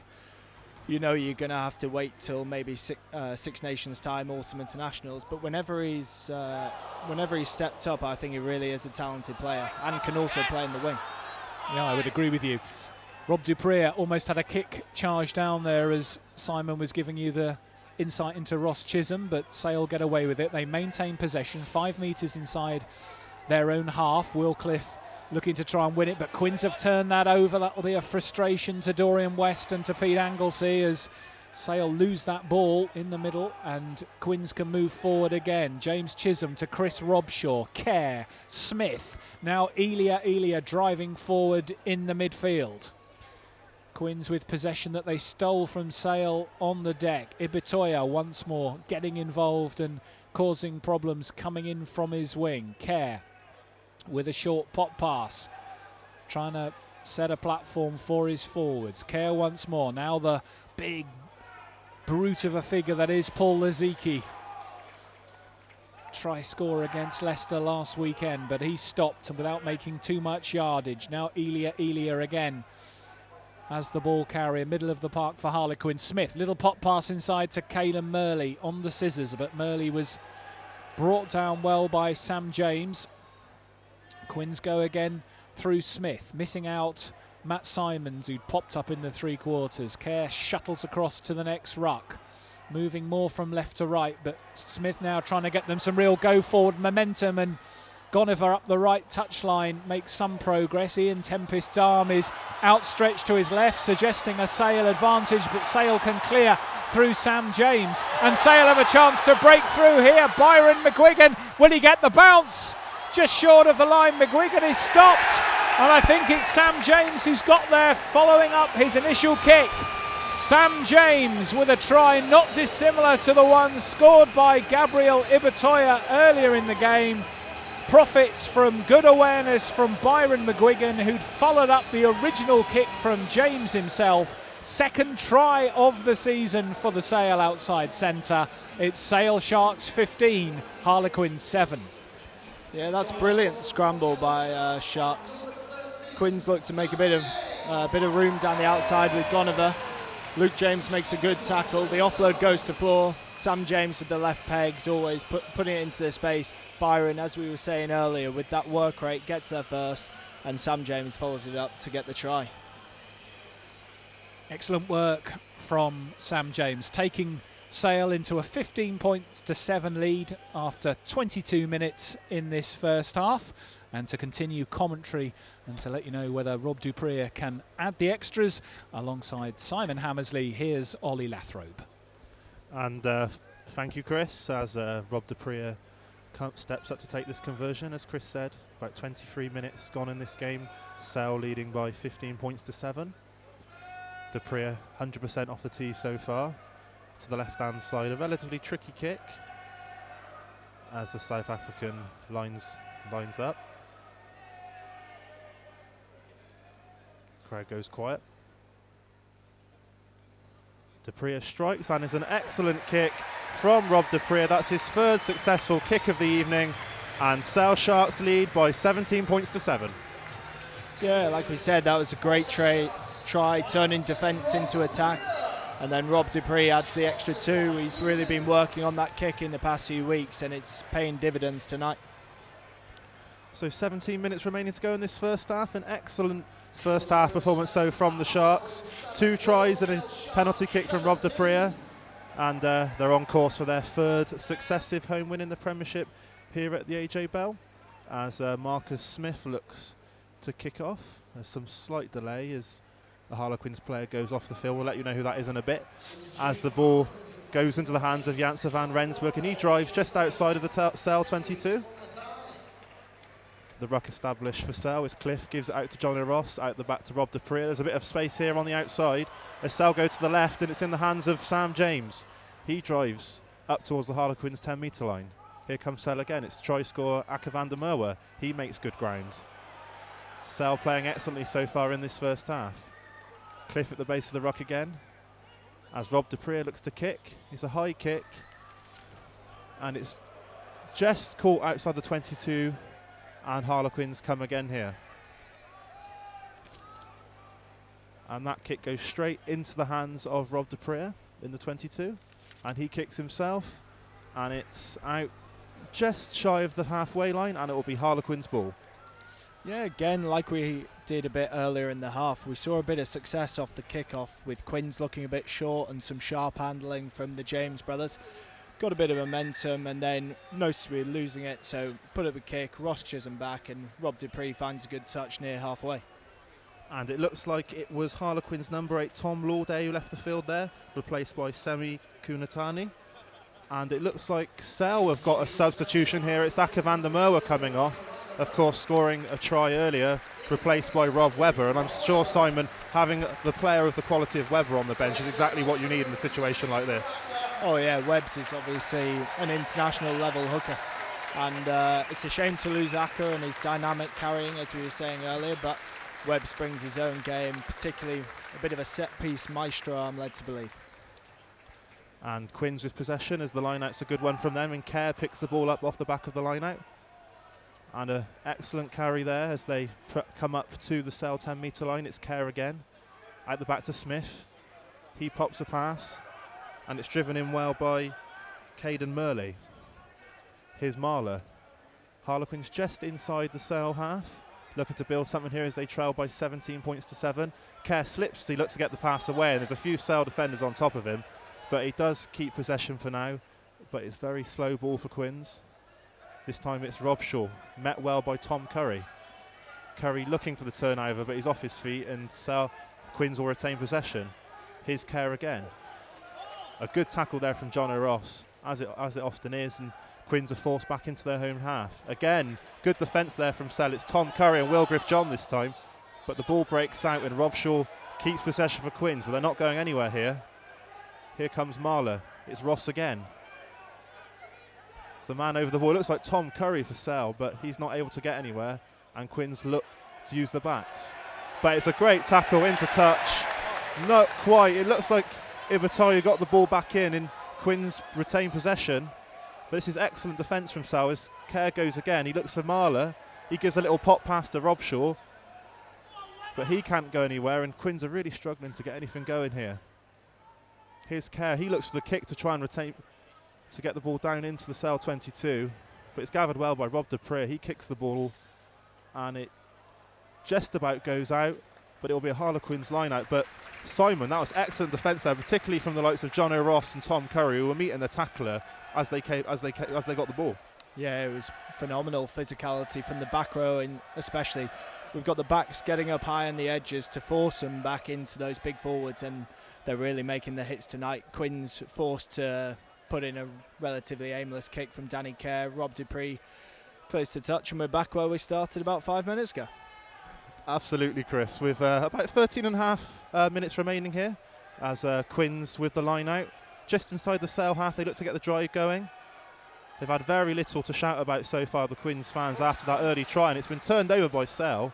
Great work at the maul, and the ball comes away with Will Cliff. He gives to Rob Dupree, a long looping pass from him to Sam James. He's got his brother Luke on the outside, who he tries to give it to, but he knocks on, and it will be a Harlequins scrum. And it was the right idea there, Simon, from Sam James, but he didn't quite get the pass to hand. Yeah, I think, was it Murley there, forced the error a bit from Jamesy. Great turnover from the maul. Back's looking to shift it. It's probably on, but good defence, and looks like a scrum to Quins. So about 13 minutes remaining here at Sale Sharks 17, Harlequins 7 in the first half. We're here on Sharks Live. We're here before every single Gallagher Premiership home game, and of course have live match commentary with Chris, myself, and the Sale Sharks player today, which is of course Simon Hammersley, as Harlequins have the scrum just outside the Sale 22. Danny Kerr to put the ball in. Marcus Smith stood directly behind the scrum. Could we see perhaps him use a relatively short side, which is marked well by Chris Ashton? As I think they'll probably look to go open and get Lizicki in the game, or use him as a decoy. But it's a penalty to Quins. It looks like it's Will Griff-John on this side who's been penalised for collapsing the scrum, and a relatively simple decision there for Marcus Smith to opt for the posts and try and reduce the Sharks' lead. Yeah, it's a shame to give that away at scrum time, but I think overall, as the half's gone so far, we'll be very happy. I think Ibatoye obviously scored a bit of a great breakaway try, but other than that, Quins have looked fairly blunt in attack, but that's probably caused by some brilliant defence by the Sharks. I think hopefully we can get this kick-off back and get into the attacking game again. As Smith lines up this penalty, 15 metres in from the left-hand side, halfway between the Sale 22 and 10-metre line. So a relatively simple kick for Smith, who of course is the Premiership top scorer so far this season as he strikes. And it's just off the left-hand post, and it bounces down off the back of Rob Dupree. Just waiting to hear what Ian Tempest has to say here, and it will be a 22. Rob Dupree didn't quite get that one right, Simon. No, I don't think I've ever seen that in a game. It's come back off the post. Rob Dupree's maybe tried to duck away from the ball. It's hit his back, rolled dead, and, well, luckily we're on the 22. Yeah, I don't think I've ever seen that on a pitch before. Usually you're standing there waiting for, well, he was standing there waiting for the post, but it just bounced straight off his neck as Dupree kicks long from the 22 into the hands of Smith, and Harlequins build again on the halfway line. But again, it's John O'Ross who meets the attacker with such ferocity, and Harlequins are forced to build from inside their own half as Kerr gives it off to Marler. He's carried a few times so far. A good drive from the England international, breaking in to the Sale half, but slow ball here for Harlequins. 10 points behind Sale here as we approach half-time. Here's Smith again. Again met well by the Sale defence, are Harlequins. And there's a quick out there from Will Cliff in defence, and he's been penalised for offside, taking a bit of a risk there, and he will be penalised. And Simon, is that something that perhaps you've been looking to do this week? We've seen it a few times, the man rushing out of defence. Yeah, Faf and Cliffy are particularly good. They look like they're sweeping as the scrum half, but then they try and force the forward, who's in a pod of three, to play the ball, and it often leads to mistakes. So Cliffy's gone for it there, but I think Kerr saw it coming, gave a bit of a dummy, and unfortunately Cliffy's gone offside. I think if there's a scrum half you're going to try and dupe, it's probably not Danny Kerr in that situation, as Smith kicks the ball up into the Sale half. It will be a Harlequins line out just inside the Sale 22. An opportunity here for them to get some points on the board. 17 unanswered points from Sale since Harlequins went over early in the game, but they've got a chance here with 9 minutes remaining until half-time, as it's thrown into the line out by Elliott. It's caught well, and Harlequins look to drive. Nothing going so far, but they do start to drive forward. but there looks like there's some Sale bodies in that more to disrupt things, but it's come out the back of the maul and Lizicki drives forward, of course scored for Harlequins last week. Here's Elliot, but he's on his own. He'll need some attackers with him as he's held up well by, it looks like, Dan Dupree, but Quins retain possession. Deep inside the Sale 22 now as Robshaw drives forward. Here come Quins again. It's slow ball though, but Kerr's there, and he has it now. He looks for a chip through. Lizicki's chasing it, but it's marshalled well out the back of the dead ball line from Luke James, and that was excellent defence again there from Sale. Yeah, the forwards in particular, like we said earlier, the physicality is pretty impressive. We've forced Kerr into a kick. Luke James has read it because obviously Danny Kerr's got a seriously dangerous kicking game as a 9. He's read it, marshalled it out, and we're on 22 dropout. And Rob Dupree will look to clear again here as his 22 goes into the hands of Marcus Smith, as did the last one. And Harlequins will build again on halfway. It feels like we said that a lot in this first half. Again, it's slow ball. Sale doing well at the ruck. Here's Kerr. Here's Smith. He's come out onto this left wing, and Ibetioy is met well by Van Rensburg, but he misses the tackle, and Harlequins retain possession on halfway. Here come Harlequins again. Driven up well by James Chisholm. But it's slow ball, and it looks like we'll see a kick here from Danny Kerr. The forwards are forming the setup for the kick, and it's a high hanging box kick from Kerr. Luke James is under it, and it's batted back well, and Quins retain possession, but it's pretty much in the same position as the ball was before, and it looked like Luke James might find an interception there, but he doesn't, and Quins retain possession, and they are up past the 10 metre line. Bit of an interesting kick there from Danny Kerr, but it has worked. Quins made some ground, and they've got the chance to build with 7 minutes to go in this first half. Here's Smith. His pass is out to the right hand side. It might have been a tad forward, but Ian Tempest says no, and Quins retain possession up to the Sale 22. Here's Robshaw again. He drives forward. Kerr looking to try and quicken up this Harlequins ball, which has been slowed down well by Sale. Here's Smith. Smith again. They've got a chance out here, Harlequins. He runs towards the 22, and it's batted back by Ashton. It's Ibetioy again, but he's tackled well by Ashton, and Quins retain possession, but they're now in the Sale 22. Here's Gonover off his wing. Quins have the advantage. Driven in well by Levies. Here are Quins again. There's Robshaw. Chance of Sale around the AJ Bell, trying to spur their team on. But Quins keep on coming. It's John Ross again. Kerr looking to snipe round the breakdown, and he almost finds a gap, but he's tackled well, but the ball is quick and is out to Smith. He gives the inside ball with Quins just short of the Sale line. It's picked up off the back of the ruck. I can't quite see by who, and it's the ball comes loose, and it's good defensive work by Sale again, forcing Quins backwards, and they'll have to build again, but they still retain possession. Chip over the top by Smith. Can he find anything? And again, it's marshalled well out the back by Luke James, but Quins have the penalty. Relatively simple one, and I imagine we'll see Smith go for the 3 points here, Simon. Yeah, I think they probably will. Sale defending really well, but then Quins getting this offloading game. I think it's Kunatane who's come off the bench, has looked very dangerous.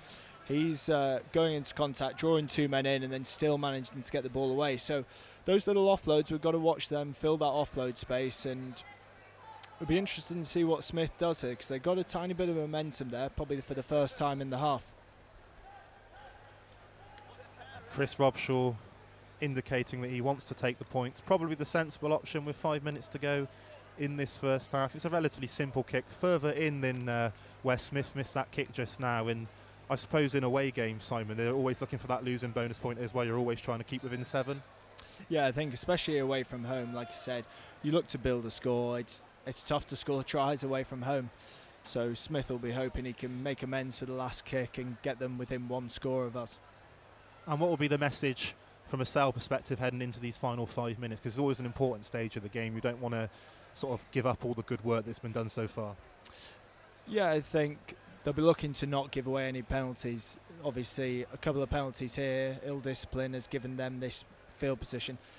I think we'll be happy with how the defence is going. Real physicality in the pack, and to be honest, Quins, apart from the little bit of offloading game, haven't looked too dangerous.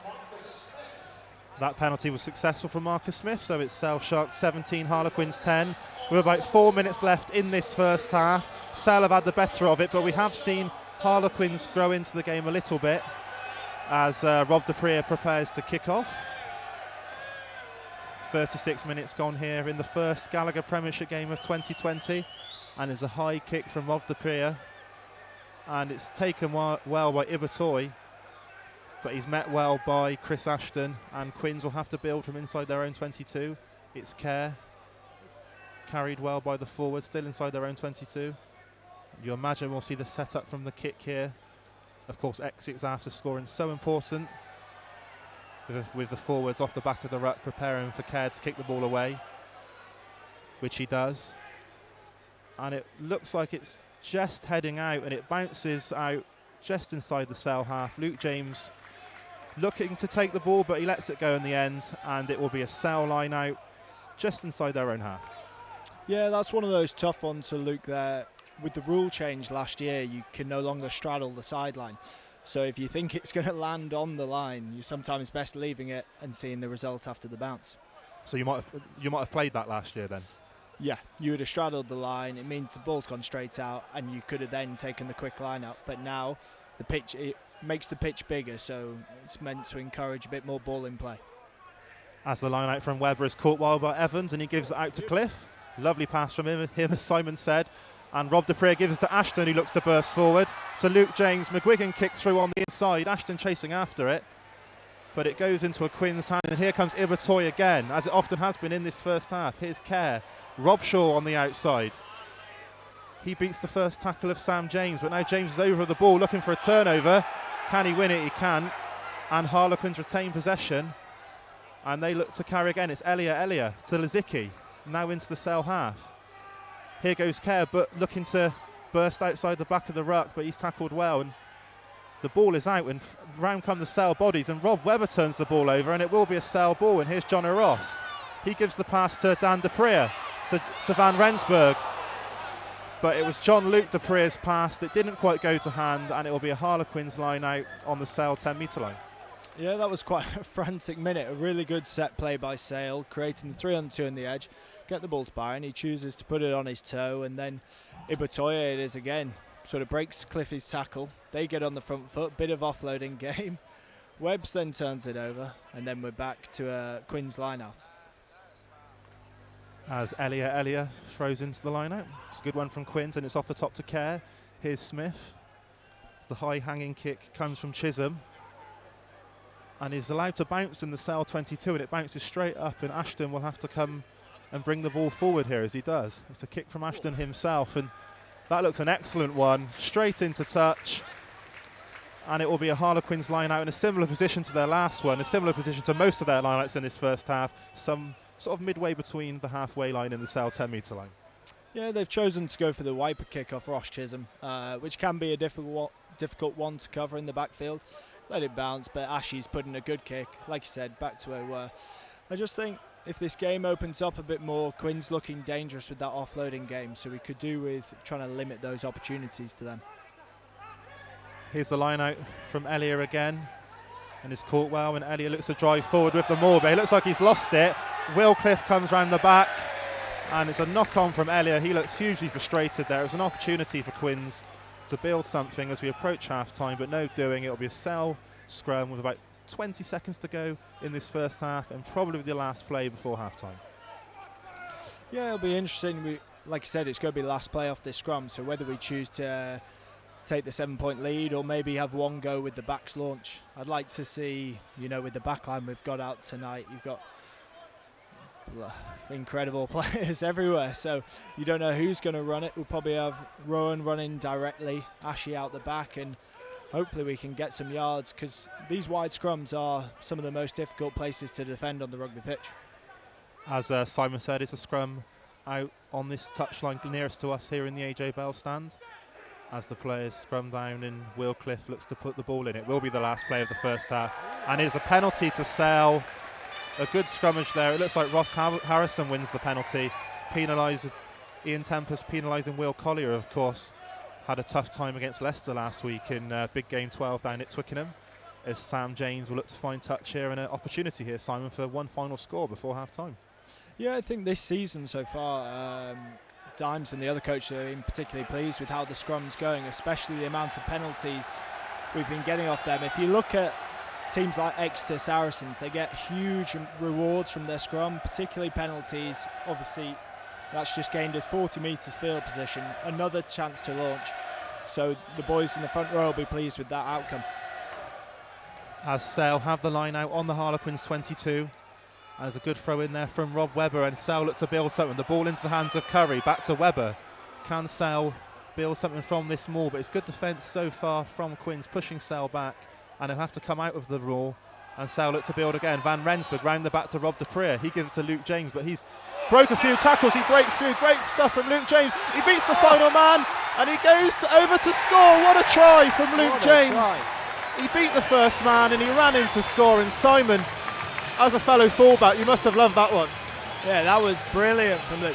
Rob Dupree chooses to throw the long ball to him, makes gone of a slip over, and then the incoming tackle from the centres, I think it was Kerr chasing him down at the end, manages to avoid them. Great strong running, dots one down in the corner.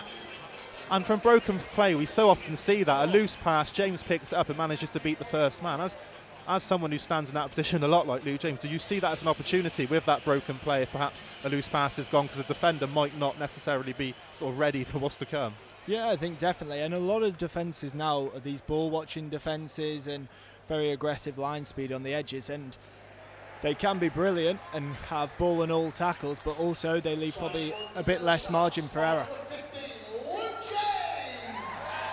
As we're in the final play of this first half, Rob Dupree looking to convert and finish off what has been an excellent first period for the Sharks. He's had a good first half as well, kicking everything off the tee, and can he finish it in style? To the left-hand side, quite a tricky kick, but it is on the right side for Rob Dupree. As he goes for his kicking motion and steps up. And it's a good kick from Rob Dupree. That extends the Sale lead by 24 points to 10 here at the AJ Bell Stadium. It was Harlequins who got off to the perfect start. Gabriel Ibatoy breaking away after a sustained spell of Sale pressure to give the visitors an early lead, but since then it's been all Sale. Tries from Ake van der Merwe, Sam James, and then Luke James there at the end to give Sale a 24-10 lead at the end of the first period at the AJ Bell. And Simon, I'm sure you'll be delighted with that.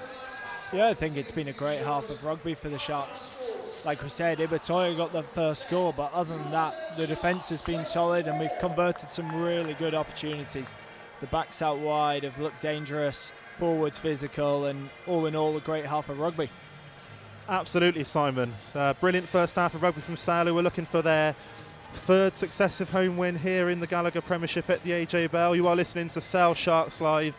We'll be here in the second half as well for second half commentary. Make sure you use the hashtag Sharks Live, get involved in the conversation, and we'll maybe read out some of your tweets and comments in that second half. But for now, it is Sale Sharks 24, Harlequins 10.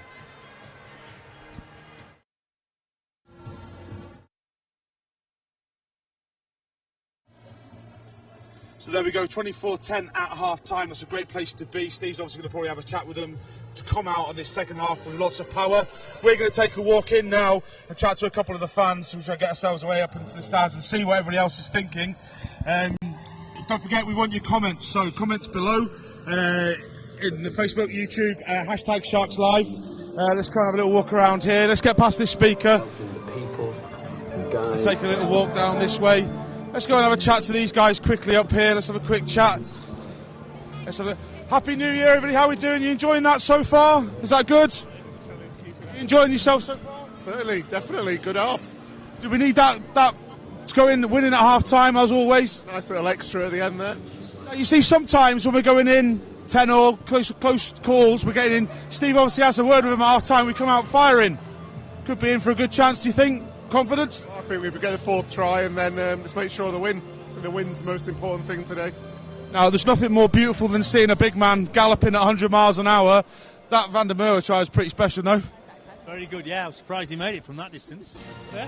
It's modern athletics now. They're all doing it, aren't they? Do you know what I mean? Did him in, didn't it? That did him in, didn't it? Because he's gone off injured now. So. He'll recover well, I'm sure. It's all tactical. Giving Harlequins a false sense of security. Lads, thanks. Whereabouts have you travelled from today? Sale. Didsbury. Hard, long travel, long journey. But hard journey for you to come from Didsbury. Thank you very much for coming, appreciate it. That's great stuff. We're going to take a little walk over here. Let's see if we can chat to a few more people. Let's see who we've got here. Here we go. Happy New Year, Sale Sharks fans. Are you Sale Sharks fans? Yeah, Sale Sharks. What do you think so far? What do we think so far to the game? Brilliant game, yeah. A lot of pressure on, and we're happy with the result at half time. That Van der Merwe try was pretty special, no? Brilliant try. He's scored a few of them this season as well. Really happy. As hopefully we'll see more of those. I think he's gone off with a bit of a stubbed toe. Stubbed toe's fine, you know. And nice little run through from the fullbacks as well. It looks like we're getting there, really. Get close at half time. Normally Steve has a word with them and we come out all firing on all cylinders. Do we think that's going to happen this half? Well, I think so. But the best bit about running into half time was we were looking like possibly conceding. So to score at the last second was amazing. So we're going to come out on a high. And we always say we need to make a statement, don't we? Especially coming off the back of that Bath game. Whereabouts have you travelled from today? We're just from Macclesfield. Did you have to travel with him? Macclesfield, great club, Macclesfield. Do you play down at Macclesfield? Yeah, I do, yeah. Which team? Mac's second team. I used to play for the 3s and the 4s a long time ago, when I was a lot fitter at the time. Thank you for making the journey. I know it's a tough one from Mac. Thanks, guys. Cheers. Okay, let's have a little more of a trek down here. So, whoa, mate, how you doing? We're going to go into the hardcore stand in a minute. Let's see who we've got over here. Oh, so always coming up to these speakers. Don't forget, we want to hear your comments in the comments below. Any questions you have for us, please get in touch. Sharks Live is the hashtag. Okay, we're just going to walk past. Oh, Bren, Merry Happy New Year, mate. We won't ask you. We won't embarrass you on camera. So, yeah, any questions, get into the comments below. We'd love to hear from you. We really want to hear. Let's go and chat to this man here. Happy New Year, mate. Happy New Year. How's it going? This is Steve, a friend of mine from way back in the day. Steve, how you doing, mate? You all right? Very well, how are you? Not too bad, not too bad. Listen, what do you think of the game so far? Not bad, not bad. Good finish, the first half, definitely. Very good try. I said before, there's nothing more beautiful than seeing a big prop galloping towards the try. A big prop galloping to the little bear, as we call him up here. It's brilliant, isn't it? It's great to see. And, you know, we go in at 10-all at half sometimes in those even games, and we come out firing at half-time. Hopefully see more of the same? I'm hoping we see a lot more of the same. I'm hoping we come at them, keep going. Where have you travelled from today? Middlewich, Cheshire. Hardcore support. Ultra is what we call it, mate. Great to see you, mate. Happy New Year, mate. I'll see you soon. So, yeah, take a little walk through. Happy New Year, guys. How you doing? Good on you. So we always love coming in here. It's full of great talent, great knowledge, expert advice. Tell us exactly what's going on. Happy New Year, guys. How you doing? Great stuff. Happy New Year. How we doing? Squeeze through here. Sharky's throwing some random things into the crowd at the minute. Let's turn that on, Andy, for you. There we go. Okay, let's squeeze through here. Oh, sorry, mate. Oh, big unit coming through. Happy New Year, everybody. How you doing? I won't jump on you. Yes, I will. Did Santa Claus bring you everything you wanted for Christmas? Yeah, apart from a win at Bath. But apart from that, we're not doing too bad. Let's not talk about Bath. Listen, where did she go then? Look at this! Look at this! Running! Get her on the wing! She was that fast then. Get her on the wing! Listen, what do you think of the game so far? If we haven't given them a try, we should be 4 up. However, looking good. I'm not sure what the ref's doing. He's letting him. Is he letting it go as free flowing? Would you call that? I know. Free flowing. Free flowing. We like free flowing rugby, don't we? So there's. Come on, tell me where you're from. Come on, we all want to know. Which club are you from? Rosendale. Rosendale, there we go. Rosendale, that's near me. I live up at the Grain Road, so that's not far from me. It's very cold in the winter up there. How's Rosendale getting on this season so far? Yeah, not too bad, yeah. So it's a bit of a trek to come down from Rossie. Why do you keep coming down, and why here in this stand? When we were at Edgeley Park, we were always in the Printerland stand, so it was always this end. Nice angle. So we just like being this end and just prefer to be standing up. I'm not one for sitting down over there. Standing around with these like around here, the atmosphere is great. It's good crack in here. I love the ultras, as we call them, right? I call them the ultras, but I love it in here. It's a great atmosphere, really, really good banter and everything. For those that didn't quite make it down today, why do they need to come down? What message have you got for the fans that don't make it? We've always been a bit of a team, just struggling along, bringing the cheap sort of players through. We've got a world-class team now, and they're here in Manchester, so you've got to come and support them. They're playing some great rugby out there. So come down and see them. And how easy is it to get here? I mean, you come by car, you get on public transport. What's the best way? Well, I use if I'm working in Manchester, I use public transport to Trafford Centre. They normally drive from Rosendale to Trafford Centre, meet there. I mean, today we got there was a massive queue, about 150 people, but within about 10 minutes we were on the bus and we were here. No problem at all. Win-win situation, which will hopefully be the same here later on. Thanks for talking to us. Great stuff. Happy New Year. Thank you very much. Happy New Year, everybody. How you doing? Happy New Year. How we doing? All right. How's it going? Enjoying the game so far? We won't embarrass you and put you on camera. How we doing? She's got the heart, man. She's got the heart, everybody. Do you know what I mean? We love coming in here. Happy New Year. How you doing? How we doing? I know he's trying really hard to not notice that we're here. Happy New Year. How you doing? All right, thank you. Are you enjoying the game? Yeah, brilliant game. Good tries. There's nothing more beautiful than seeing a big unit thundering towards the try line. Obviously, I love seeing that myself. How was it great seeing those tries transform today? Excellent. First class, yeah. Real going for it. We want it all the action in the other end this next half. So you're going to have to shout louder so you can push them down there. Obviously, Harlequins got that sneaky first try. We were just warming up, weren't we? Yeah. Do you think a bonus point win for us today? Do you think we'll get a bonus point win today? Yeah, I reckon. Yeah, there we go. South Stand approved. Thank you very much. Happy New Year, everybody. We'll squeeze through if we can. We're going to try and see if we can find Colin. Remember, guys, we want Happy New Year. Remember, we want your comments in the comments below. Any messages you've got for us. Happy New Year again, guys. We're going to squeeze up here. Andy, are you with me? Andy's coming, and we're going to go right up here, because up here in the corner. Happy New Year, guys. How you doing? Here we go. As on cue. Happy New Year, Colin. We've come to see you again. Happy New Year, guys. How we doing? How we doing? All right. Am I going to have a go again? I'm coming in because I'm helping Col out as always. I've roughly, because last time I did this, I got a strain injury on my thing and I got it wrong. So, Andy, do you want to come round and we can have a look? Remember. 4, 3, 2, 1, go! There we go. See, I didn't forget, Col. I didn't forget. Did you have a good New Year? Absolutely wonderful. Brilliant. And hopefully we get one more try here. It's going to be an amazing start to the new year. We need it. Do you know what I mean? So fingers crossed. Let's come in and see these guys. Thanks, Cole. Happy New Year, guys. How you doing? Yeah, fine. Where are you from? From Cardiff in Germany. Germany, yeah. Germany. Brilliant. Sail Sharks in Germany. We like that. Make sure you Sharks fan. Make sure you get him kitted out and say when he goes home. We'll do. Yeah, definitely. So, what do you think of the game so far? Yeah, great game. Great half. Really enjoying it. So, do you live in Manchester or live in Wales? Yeah, I live in Manchester. Live in Manchester. So it's great having rugby like this on your doorstep. Yeah. We used to have some great Welsh players here at South Sharks years ago. Andy Powell, all those guys. It was cracking. Dwayne Peel, I know, cracker. Great, awesome Sale legend, awesome Well legend. Germany. What's rugby like in Germany? Oh, there's not much happening. That's why I come here. That's why you have to travel here. Good. We've got fans all over the world, which is great to see. I mean, having German fans in solidarity, we love it. We absolutely love it. Let's hope we get to see you again soon. Lads, thank you very much. Happy New Year to you all. Where are you from? I'm from Wales as well. That's what we like to hear. Well done, mate. Happy New Year. Squeezing through. How you doing? Happy New Year. So we'll just come through here. These guys are hiding as always because they don't like talking to us, even though they are at Happy New Year. Happy New Year. How we doing? Happy New Year. Happy New Year. How's it going? There he is, the big man. How we doing? What do we think so far, guys? First half, not bad? Pretty good. Best first half of the season? I think so, absolutely, yeah. Try, but it's a bit iffy for their try. I thought. Well, I think we were still waking up as well, do you know what I mean? I've noticed, though, Quins aren't going in to try and steal that ball as much. They're not competing as much as maybe we should be, I don't know. But anyway, well, there you go, I know exactly. But, guys, second half, I think we should be able to get this bonus point. Same again. If we don't, we need shooting. Okay, you heard that. Yeah, I kind of agree with you there, to be honest. That's all right. Listen, guys, Happy New Year. Thank you very much. As always, good on you. Right, so that's... Say again? I will do if I don't have to go over there. But yeah, I might stick around. We might stick around. So we're going to go back over to you guys over in the commentary position as we await the second half. Sail Sharks 24, Harlequins 10. Back to you.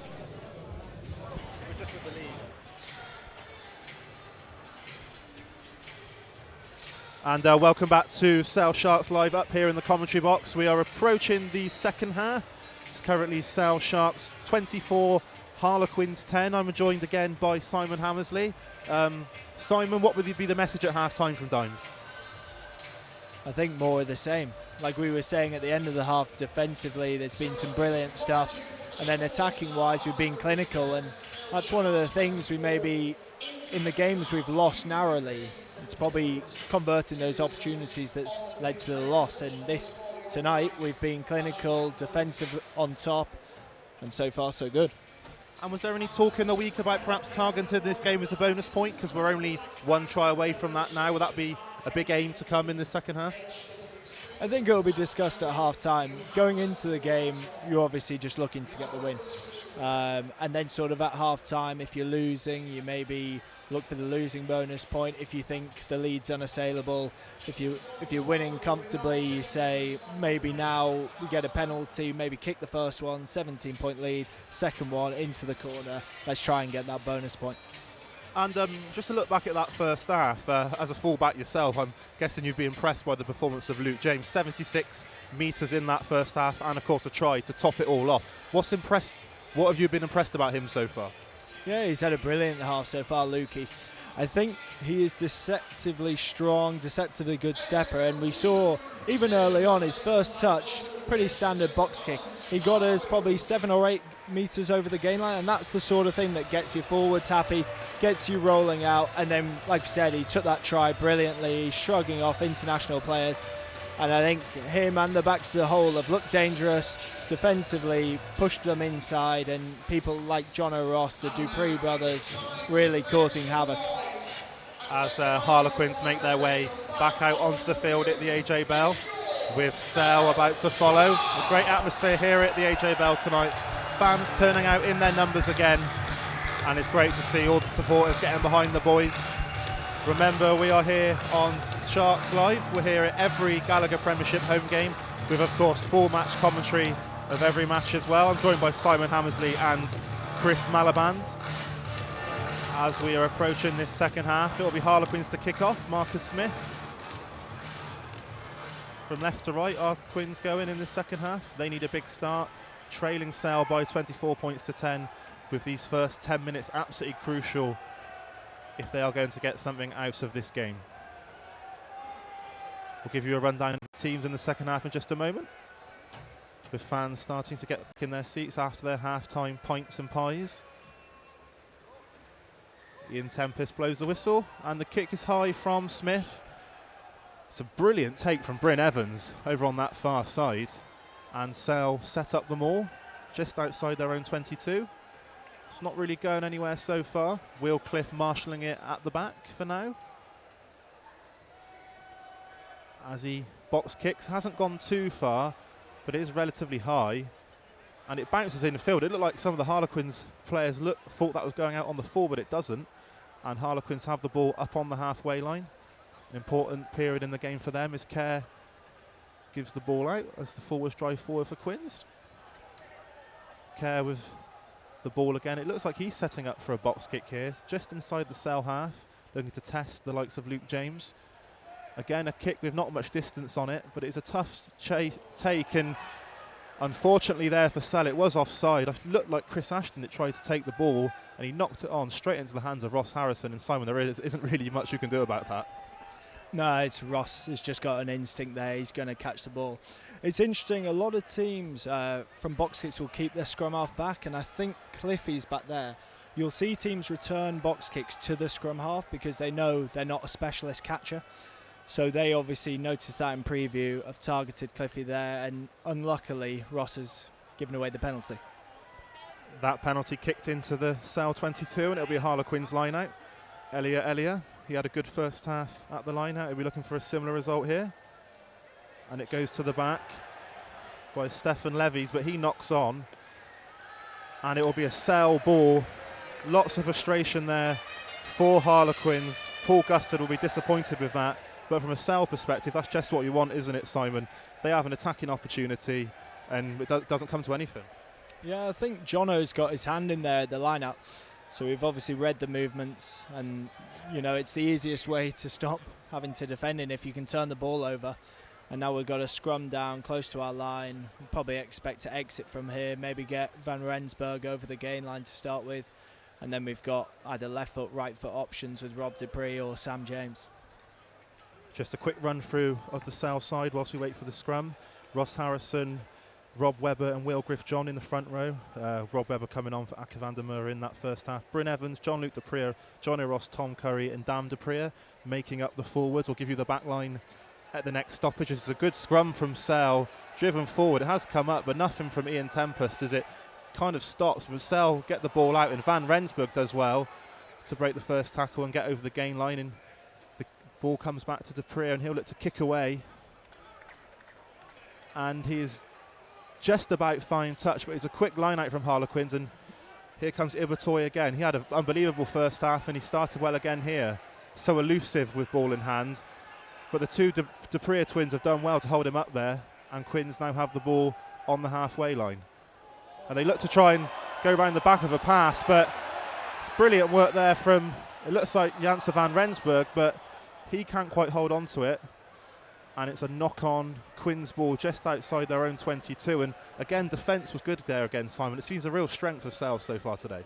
Yeah, I think the line speed there, Van Rensburg's really put them under pressure. And you know, when you've got players like Marcus Smith at 10, you can't give him time on the ball because he will tear you apart. So I think one thing coming into this week was how we can sort of suffocate those midfielders for Quins.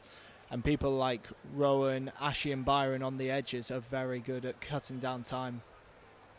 And Wells has a stoppage in play. Just to finish off that Sale team for you. Will Cliff at scrum half, Rob Dupree at fly half, Byron McGuigan, Rohan Janssen van Rensburg, Sam James, Chris Ashton and Luke James making up the back three. And for Harlequins, it's Joe Marler, Elliot and Will Collier in the front row. Carl Sinclair was, of course, a late pull-out from the Harlequins squad. Stefan Levy's Matt Simmons in the second row. James Chisholm, Chris Robshaw and Semi Kunatavi in number 8. Tom Lauday coming off in that first half with an injury. Danny Kerr at scrum half, Marcus Smith at fly half, Nicky Gonover on the wing, Paul Azicki in the centre with Caden Murley, Gabriel Ibatoy on the other wing and Ross Chisholm at fullback. Looks like a Harlequins man who's down at the moment. Can't quite see who it is. A period of stoppage here, 4 minutes into this second half. And what's your assessment so far of this second period, Simon? Yeah, it's been fairly played sort of in the middle of the pitch. I think, like we said, Sale will be happy with their defence there. Quins, Ibatoye does look very dangerous when he gets the ball. He took a little quick line out there. It's not only his feet and the elusiveness, he also got quite a lot of physicality for a small winger. But I think going in, we'll be happy we're in their half. They'll hopefully look to exit and we can launch counter-attack with Lukey, Ashy and Byron. And it looks like the period of stoppage is over. It'll be a Harlequin scrum just outside their own 22. 4 minutes into this second half here at the AJ Bell. Sale Sharks 24, Harlequins 10. 3 tries for Sale in that first half. Just one away from that important bonus point, which will be the aim now heading into this second period. Danny Kerr with ball in hand. Sale have had the better of the scrum so far, but Quins will be looking to try and get some go forward ball here as the ball's in from Kerr. But good pressure from the Sale front row, but it's a Quins penalty. Kerr might have taken that one quickly, but he didn't. It looks like it's Ross Harrison who's penalised for boring in there at the scrum, and a chance here for Quins to clear their lines. Yeah, I can't say I'm much of a scrum specialist, but the ref's on this side and Ross is on this side, so it looks like it's maybe against him. I think the scrum, as we were saying in the first half, is definitely one area that Quins seem to struggle a bit against Leicester. Obviously, they've got a very impressive front row of Cole and Genge, so it's always going to be tough against those teams. As Jack Musk makes his way onto the field, replacing Elliot. Musk making his Premiership debut last week against Leicester. He's on now, and his first action will be to throw into the line-out. It looks like it's a HIA replacement, actually, not a full-on substitution, so we could see Elliot return later in this second half as the line-out is on halfway. A chance for Quins here. Didn't look straight at all. Every fan in the crowd and everyone here could see it wasn't straight. And it's now Sel's turn to have the chance of an attacking platform. Yeah, it's obviously tough when your first thing as a hook is to throw a line out in, and just looks like Musk has strayed it a bit too much towards the Quinn side to Robshaw. Again, we've turned over the last line out. Turnover on this line out, people like Bryn will be happy in that pack. A Sale scrum. Looks like Sam James is standing at inside centre and Rohan Janssen van Rensburg outside. Perhaps Van Rensburg will be used here as a dummy runner, or he might just crash it straight up the middle. We've seen him do both so well here this season, especially in that last game here against Northampton, where he crashed over for a try in that win. As Cliff looks to put the ball in, but it's this time it's Sale that win the penalty on that far side. Good work from Will Griff-John. And the scrum's been a real battlefield so far, Simon, and it's been quite even, but I would say Sale have just had the upper hand on the whole. Yeah, I think Sale have won a couple more penalties from there. And like we were saying, it's a brilliant kick by Sam James. He's put a kick from halfway from the scrum penalty to nearly at the 5 metre line. Brilliant stuff. That's what you want to see from your kicker, going for it all, and it can go wrong. We've seen that on a few occasions this season, but when it goes right, it puts you in such a great position, and Sale now have that chance to push for the bonus point. It's just short of the Harlequins 5 metre line. Rob Webber preparing to throw in. Ross Harrison goes and chats to his hooker, gives him the call as we prepare for the line out. Quins will need some good defensive work here. It's Webber. It's the ever reliable Bryn Evans, who looks to have been taken down in the air. It is a penalty advantage to Sale, and it's Will Cliff who tries to break through, but he's tackled well by Kerr. What an opportunity for Sale here. Van Rensburg goes right the side of the ruck. Penalty advantage still for Sale, but they want so much more than that. Driven up through the forwards through Dupria. It's Webber's turn this time. Sale short of the line. Dupria again. Sale in the centre of the field on the Harlequins 5 metre line. Forwards doing all the work at the moment. Will the backs be used? Chris Ashton roaming around out the back of the ruck. It remains with the forwards. Offside, a second penalty. A few members of the crowd around us shouting about that, and it's the correct decision. It's come out to the backs now to Dupria, to Ashton, but he's tackled well. And it looked like Cliff knocked the ball on there, but we'll go back for the penalty.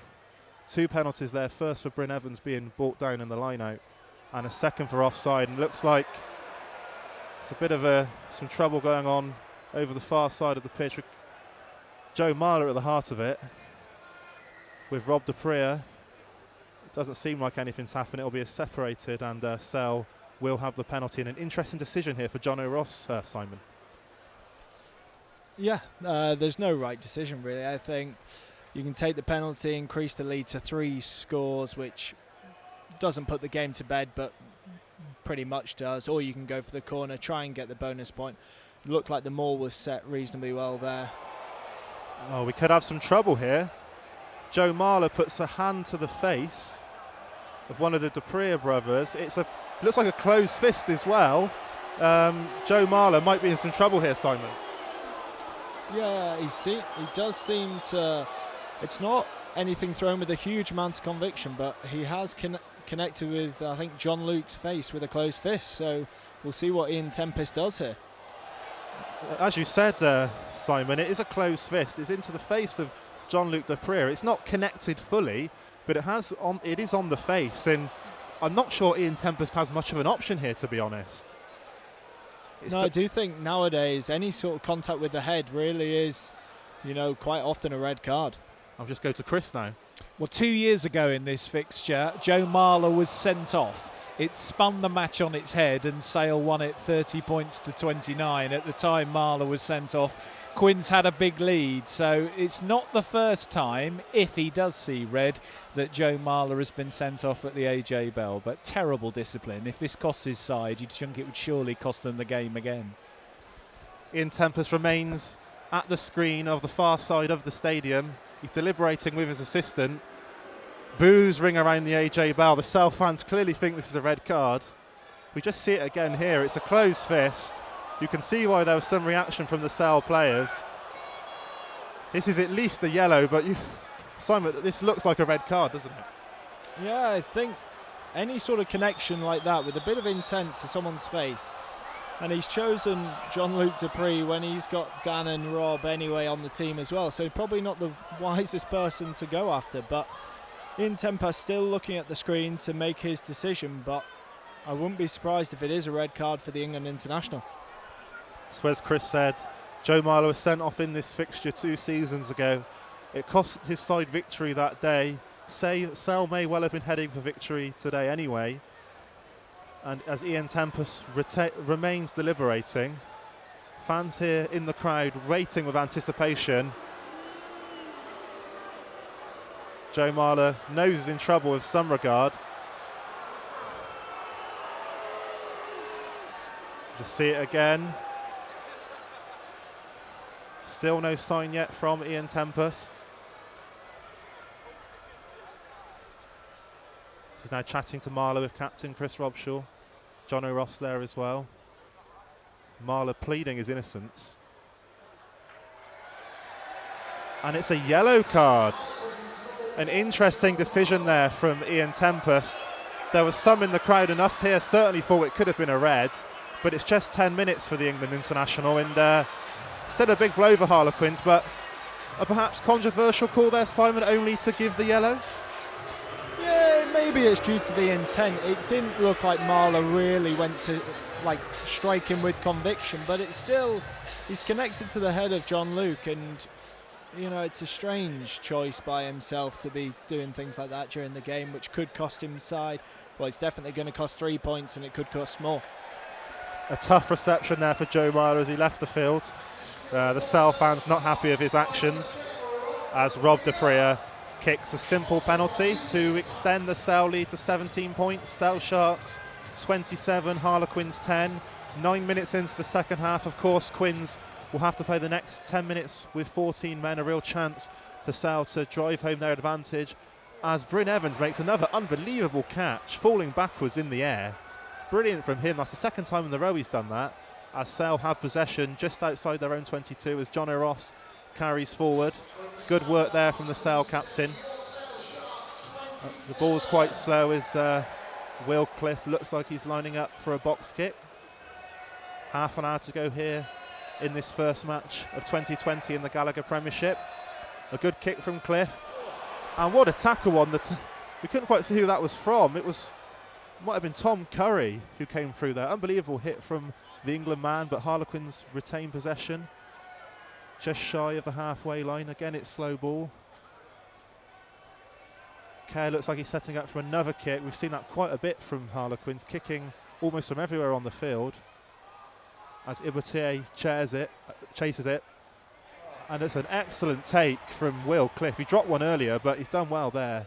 Under the high ball, and here comes Sale again. As John O'Ross has the ball, but he knocks on, and Quins have the chance. It's not much here to the right-hand side for Sale, and Quins go wide. Obviously looking to keep this, so don't want to lose the ball here. Turned over, and they drive forward, deeper into the Sale 22. Kerr there again to Smith. Lizicki drives forward, but he's tackled well by Rob Dupree. Good defence from Sale.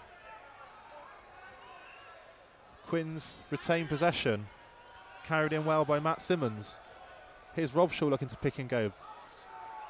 Ross Harrison making the tackle that time. Here's Smith again. Into the hands of Chisholm.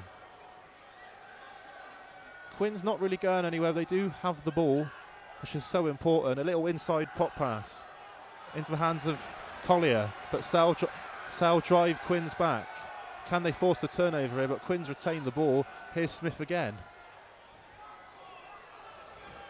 Excellent defence from Sale. This has been a staple of their performance so far. Really not giving Quins any go forward ball. And this time it's Tom Curry making the tackle. Gonover over the ball for Harlequins. Here's Kerr to Robshaw. Such an important phase of the game, but Sale's defence has been exemplary so far. It's continuing here as McGuigan bursts out the line, and looked like it was Chisholm that slipped into the tackle there. Here's Kerr to Simmons. He drives forward, but Harlequins have gone backwards from where they started. Here's Robshaw out the back to Smith. He gives the long pass to Lizicki. He gives an excellent offload back to Smith. Here's Ibatoy. looking to beat Luke James, but Luke James makes an excellent tackle. But Quins still have possession, a long period of play here, but they have gone backwards. They're now at their own 10-metre line, and Kerr loses the ball, and Bryn Evans looks to break away. And it will be a penalty to Quins. Couldn't quite see from here on the near side, but it might have been a hand in there as Kerr was looking to get the ball away. But Simon, again, we've mentioned it a lot in this game, it's been the defence has really built this performance for Sale. Yeah, that was phenomenal defence by Sale. I don't know if it's maybe how the game unfolding or in their preview, but Quins look to be targeting these short sides and choosing the short options a lot. I wonder if people like McGuigan, Ashton, Van Rensburg and those outside channels, they do push up a lot as our defensive system, and I wonder if they just don't think they can get the ball out there, so they're trying to pick off closer to the ruck. As Simon Kerrod comes on, obviously required with the sin bin into Joe Marler.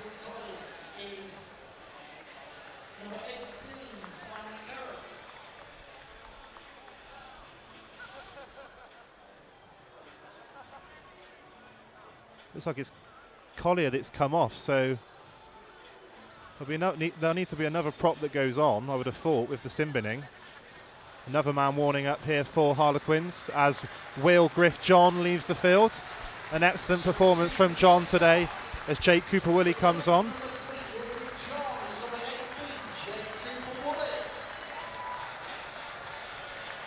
#23 Aaron Morris coming on for Harlequins as Marcus Smith puts the ball into the corner and a chance for them to reduce the deficit. Caden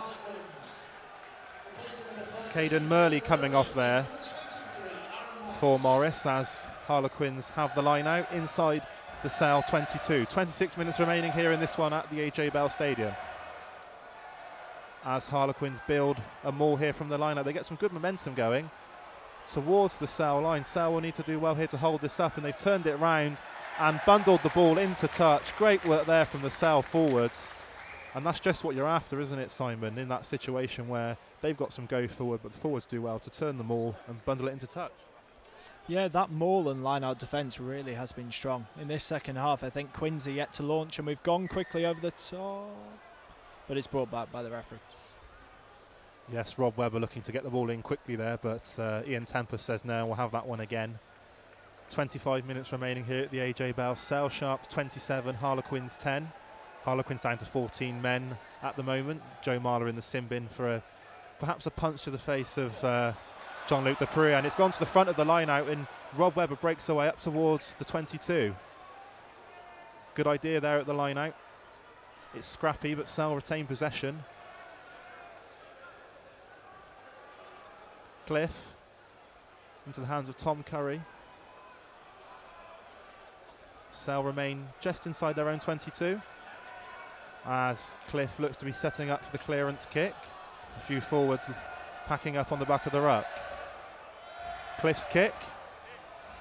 That's a good one from the scrum half into touch. Doesn't give Harlequins the opportunity to run the ball back, and good exits there from Sale, Simon. Yeah, a nice little quick line out with Webbs and Curry, and then you get that left peg of Cliffy. He really actually is one of the top box kickers in the league, and I think it's one of the skills that's underestimated of his. You know, Faf's obviously a great player and also a brilliant box kicker, but Cliffy is also a specialist in that area. As the line out is a good one from Harlequins, and the Zicki looks to drive in off it, but he's met well by Jean-Luc Dupree. Quins retain possession just inside the Sale half. Looking to quicken the ball up here is Kerr. There might have been a blocker there from Robshaw, but Quins retain possession, and Ian Tempest says no penalty. Harlequins keep the ball. Tom Curry quickly out of the line. Here's Kerr again to Smith. Bit of a dummy, hasn't really gone to anyone. It eventually finds his way to Aaron Morris, who looks to break the tackle, but he's met well by Rohan Janssen van Rensburg. Here's Kerr again. Inside to Chisholm. Quins up on the halfway line, knowing they've got to score soon if they're to have any chance in this game. Here's Smith to Ibatier. Quins retain ball, but they're going backwards here, really not going anywhere as Simmons drives in again. Kerr doing his best, but not really any go forward as Smith looks for the kick. It's an okay kick, just past the Sale 10-metre line, and it will be a Sale line-out. Yeah, again, it sounds like we're saying the same thing every time, but this Sale defence has been phenomenal so far. The back row, Tom Curry especially in the last 5 minutes, has been all over the place, putting in some huge hits. I think Marler doesn't seem to be warming up on the sideline, so although there's only a minute left on the sin bin, I wonder if they're going to make the substitution. As looks like it's Tom Curry down at the moment as we take a stoppage. Of course, his brother Ben on the bench, a fine replacement if he does need to come on, and it looks like he will now. They often change the two brothers at this stage of a game, so no surprises that Ben is coming on here. And whilst we've got Simon here with us, Simon, you've got a bit of an injury at the moment. Just tell us a little bit about that and when we might see you back again. Yeah, so unfortunately I tweaked my hamstring against Northampton a couple of weeks ago. So we've got 2 more weeks probably on the rehab, and I'm hoping to be available for the next Premiership game, which is Exeter down at Sandy Park. And it's just confirmed that Jack Musk will stay on the field. Elia not able to return as Ben Curry makes his way onto the pitch in place of his brother Tom. The fans on their feet here at the AJ Bell, appreciating another fine performance from the England international, so consistent, and it's no surprise that he's won the applause of the Sale fans, as he often does, as Rob Webber looks to throw in at the line-out to Bryn Evans. So consistent in that line-out, Bryn Evans, all this season. As Sale look to build from the more. It's a good start, but it is broken off, and Webber is forced to the floor. It's slow ball for now. Cliff at the back of the ruck. Here's Ben Curry with his first touch. He's met well by Musk though and goes backwards. Sale again setting up for the kick, knowing how important territory is here. As Marler warms up in front of us, we'll probably see him back on the field at the end of this next play. It's a good kick from Will Cliff, making it very difficult, but it's well taken, and Harlequins have the ball on the halfway line. 22 minutes remaining in this one. Here come Quins again with Levies. Again it's slow ball, and again we're going to see a kick from Danny Kerr. An interesting tactic here from Quins. So far it hasn't really worked, as Kerr gives another high kick. Here's Cliff. Another great take from Cliff.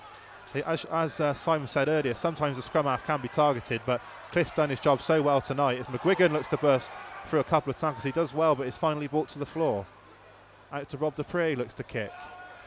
It's over the top of his man, and it bounces so excellently. It's bouncing towards the Harlequins line. They're forced to get back, and Ashton is there.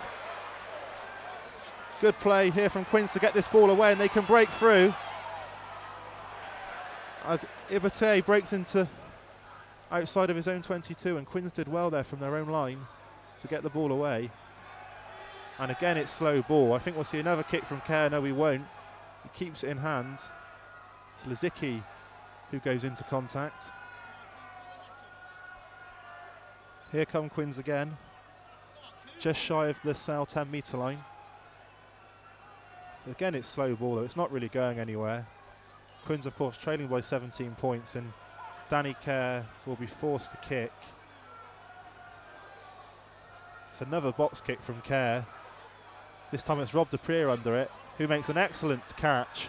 The Sale high ball work has been excellent, and it's a Sale penalty. It looks like for offside, and a chance here for Sale to kick into the Harlequins half. And after we've heard from Simon, we'll be back with more commentary from Chris Malaband. Yeah, just a bit slack there from Ibatoye. It's clear Kerr's going to the box kick, and he's strayed probably a metre offside. Gives Sam James with the left foot an easy chance to get some field position. Interestingly, I think it is a real bonus for Sale that we have the left foot, right foot kicking options to touch. You see Sam James takes the ones down the right-hand touchline. Rob Dupree, who also has a big boot, onto the left-hand touchline. And so far in this game, we've made some really good field position off those penalties. Thank you, Simon. Thank you, Ollie. Just under 20 minutes to go then. Sale Sharks 27, Harlequins 10. Steve Diamond's men looking good for victory here tonight. A victory which would take them flying up the Gallagher Premiership table, up into third. if they're able to secure this.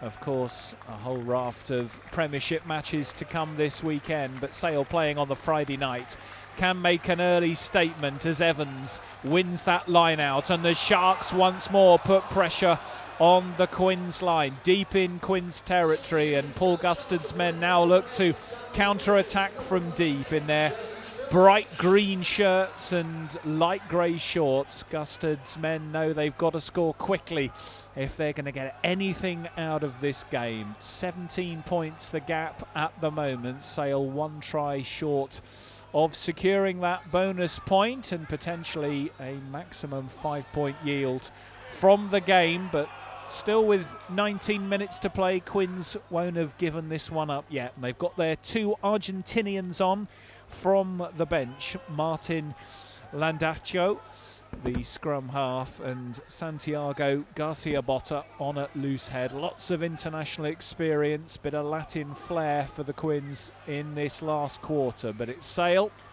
in the ascendancy with Luke James, who had such an excellent first half, carrying the ball up from fullback to the halfway line. Sale going through the phases as the ruck forms, and Cliff finds Dupree, who brings in Ross Harrison, who's put in a big shift, as he always does tonight, both in the loose and in the tight. Rob Dupree again, bringing in Sam James, number 13, who's tackled on halfway. John O'Ross picks up the pieces. Jake Cooper-Woolley then gets an involuntary hand in the way, but Sale keep it alive as the ball is moved through Rob Dupree's hands once more. A shrill blast from Ian Tempest, and it's going to be a Harlequins penalty, 5 metres or so inside Sale territory. Simon. Yeah, Luke James is down after that. Again, a nice carry. He's looking to get to the midfield because it opens two sides up. And a big thing for counter-attack, if you get a ruck in the middle of the pitch, you force them to fold one way or the other.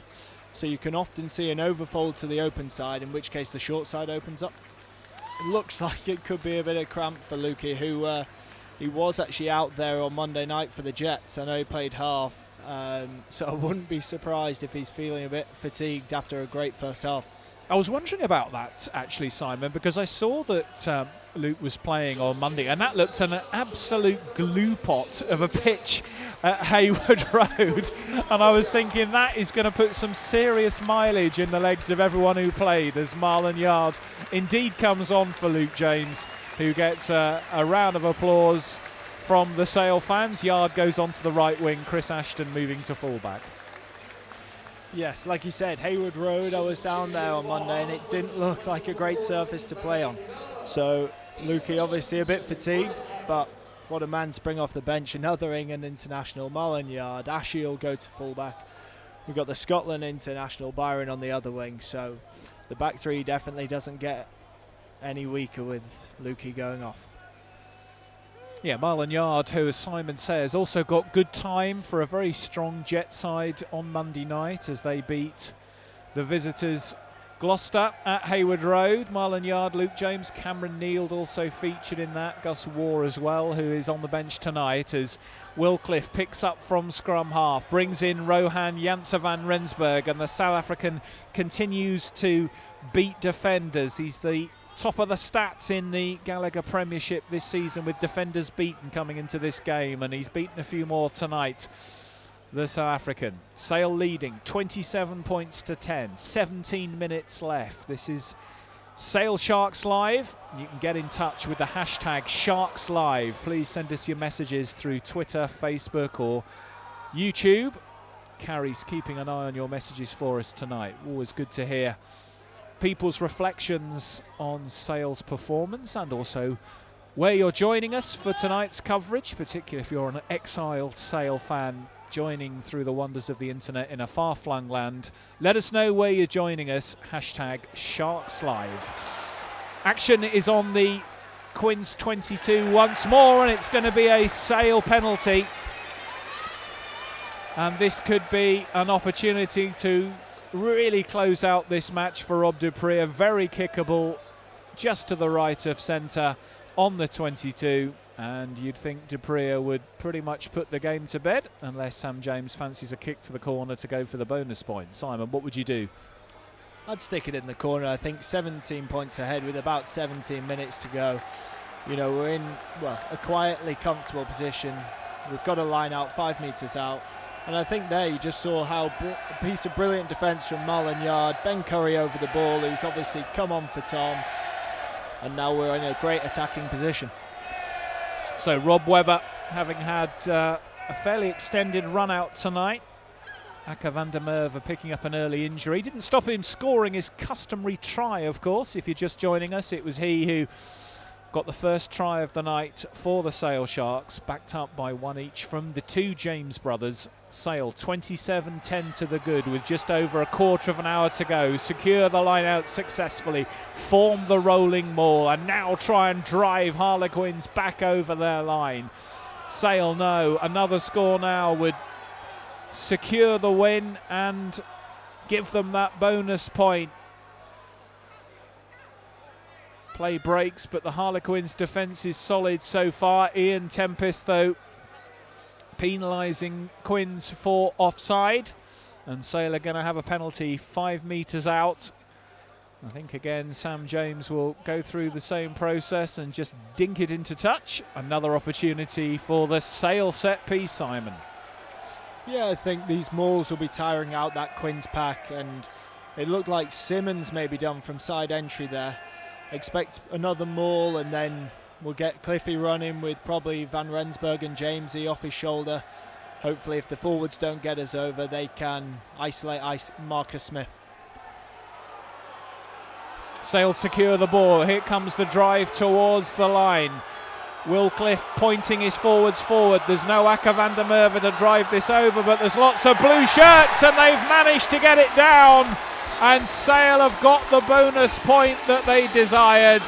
Who is it who's going to be at the bottom of the right? Oh, there's a bit of trouble. Marlon Yard's getting involved with Matt Simons. There's some more of a flare-up. Well, we saw it earlier in the game. It cost Joe Marler 10 minutes in the sin bin. Byron McGuigan's involved as well. And this is not good to see. Bit of frustration from a Harlequins point of view, you'd think. And McGuigan still continuing with Stefan Levy's on the try line there. Matt Simons involved, Stefan Levy's involved, and Ian Tempest will have a discussion here with Steve Lee, his assistant. But Simon, the try is scored and Sale have the bonus point. Yeah, the first time we could get the maul properly rolling, and the forwards do a great job. I don't know who's on the ball, probably Webbs, and they've managed to drive it over. It then, like you said, looks like a bit of frustration from the Harlequins players, but there's no place for that in the game. Yeah, Simons and Rob Dupree were initially involved, then Marlon Yard took exception. Chris Robshaw is being spoken to again by Ian Tempest. Let's just have another look at the incident. Well, James Chisholm came in after the try had scored and cleared out one of the Sale players. And let's see what happened next. Ibatoy is involved, then Yard takes exception to Simons. It's all a bit messy, it's all a bit unnecessary, and it's all kind of taken the gloss off the Sale try. And Tempest is going to have another look at the big screen, and we'll see whether anyone else takes an early bath. Joe Marler was given the yellow card. Yeah, it was Marlon Yard who was held out the way by Matt Simons, who threw him to the floor. Yard, of course, a former Harlequin. Where does the blame lie here, Simon? It seems it's very strange for a winger to even be in the melee. But Simons obviously doesn't like something Yardy's done down there. Takes exception to it. Then a little bit of a scuffle, but I wouldn't be surprised if it ends up being a penalty to maybe to the Sharks for Simmons' reaction at halfway after Rob Dupree's taken the conversion. Well, Yard didn't look like he'd done anything. He joined the rolling maul. The try was scored. Yard was just lying down, kind of minding his own business, having been part of the maul that had successfully scored. He celebrated the try, Marlon Yard, and was then trying to get to the try scorer, who we're still not sure is at the bottom of that pile-up. We think it was probably Rob Webber. And Matt Simons picked up Marlon Yard and hurled him out the way. But Yard wasn't on the wrong side. He didn't look like he was causing any trouble. But anyway, it was Simons who you'd think was most likely to be penalised here, and as Simon Hammersley said, it might be a penalty from the restart for Harlequins. Sadly, we can't hear Ian Tempest's microphone, so all we can do is see his gesticulations on the screen. He's clearly talking to the television match official Trevor Fisher, and he's been joined by his two assistants Andrew Jackson and Steve Lee in reviewing that footage on the big screen here at Sale. We've got a significant delay. We still haven't seen the conversion taken yet. Now then, Ian Tempest is running back. Marlon Yard is running to the near side here. I think he's just been sin-binned actually. Tempest came over. It looked like... Yeah, so Yard and Simons are both sin-binned for their part in that scuffle. So across comes Matt Simons, the former London Irish and Wasps second row. He comes into the Harlequins dugout, Marlon Yard into the Sale one. So we're down to 14 plays 14 when we restart. But first, Rob Dupree from 15 metres in from the right-hand side. He hasn't missed a kick all night. Has he extended that record? Yes, he has. Excellent conversion from Rob Dupree. We are still awaiting confirmation of the try scorer. We think for now it's Rob Webber. So until we're told otherwise, we'll put that down as Webber's score. The conversion was most definitely Rob Dupree's. And with 13 minutes to go, it's Sale Sharks 34 with a bonus point. Harlequins 10. Sam James again going for that corner off a penalty on the restart, and he's found some great field position, probably about 15 to 20 metres away from the Harlequins line. I think expect us to go straight to that maul again. It's probably a bit too far to score from, but get us on the front foot and then get these big centres into the game. Interesting that, isn't it? Because the decision was taken by Ian Tempest, Simon, to give Sale the penalty from the restart, which is what you'd predicted. Yet both Simons and Yard were sin-binned. So Tempest obviously felt Yard had done something wrong. It's just that what Simons had done was seen as more severe, I guess. Yes, I assume it's for some sort of... He obviously thought Yard's gone in unfairly into the maul, maybe. And then Simon's retaliation is the reason the penalty's gone the Sale Sharks' way. Interesting substitution for Harlequins. Second row Fijian Tevita Savubati has just replaced Marcus Smith, their fly half. So at the moment we've got Kunatani standing in defence at fly half for Harlequins. It really hasn't been their night. They're looking increasingly shambolic as a Sale throw goes over the top, and they're within 5 metres once again, Sale Sharks. They're smelling Harlequin blood here, and the ball though has been coughed up in the tackle. Ian Tempest's arm is extended. It will be Harlequins' advantage, and Quins bring this out of defence as they try and salvage some sort of pride from what's become an ever more difficult night for them in Manchester. Harlequins in possession, halfway inside their own 22. As Danny Kerr waits at the foot of the ruck. Sorry, Martin Landanjo, the Argentinian substitute scrum half. He clears upfield, and once more Sale are in possession on halfway with Chris Ashton, and Ben Curry takes a hit from Aaron Morris. Bang on halfway. Cliff to Rob Dupree. Dupree trying to burrow his way through up to the halfway line. From the clear out, it's Cliff who gets Sale moving again. In comes Byron McGuigan from his wing. Sale sense there's more points to be had here. Chris Robshaw miles offside. Makes a tackle in midfield, which surely is a sign of frustration. A guy of his experience would know he was a good 5 metres offside there. Sale penalty on halfway.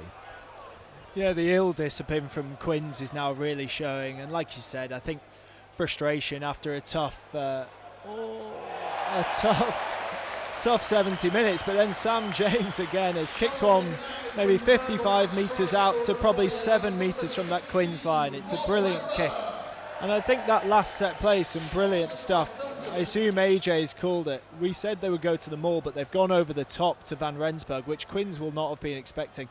Got us on the front foot, and then unfortunately we just spilled the ball getting turned over. So it's a Sale line out.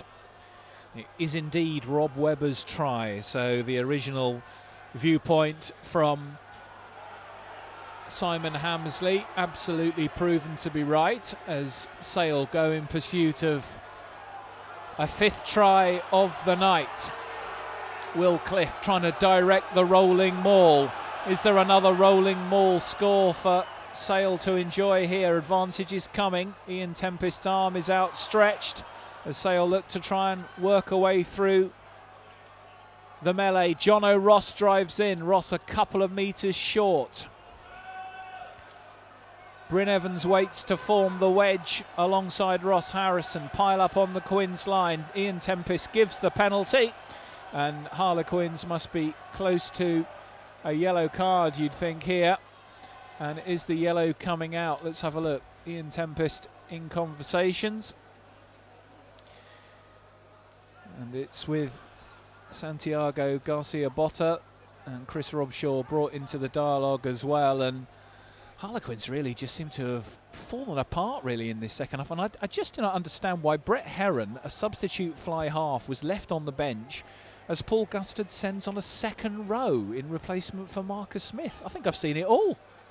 Well, actually, Tavita used to play at Newcastle with myself, and he does have some pretty slick skills for a second row, but I don't know if I'd have him running the attack personally.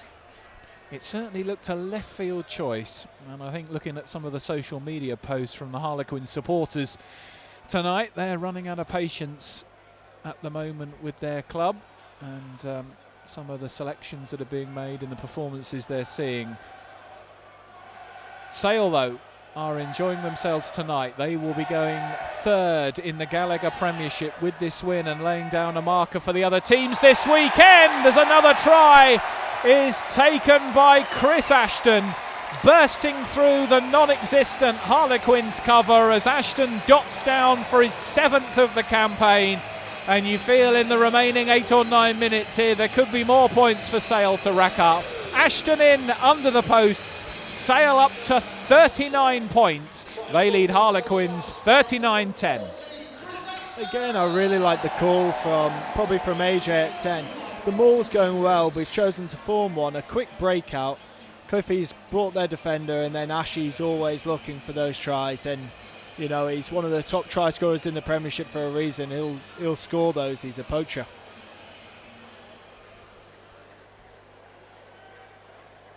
So a great burst through from Chris Ashton, 3rd on the all-time list in the Gallagher Premiership. He goes up to 85 and gets ever closer to the record in 2nd place of Sale legend Mark Cueto. Conversion from AJ McGinty.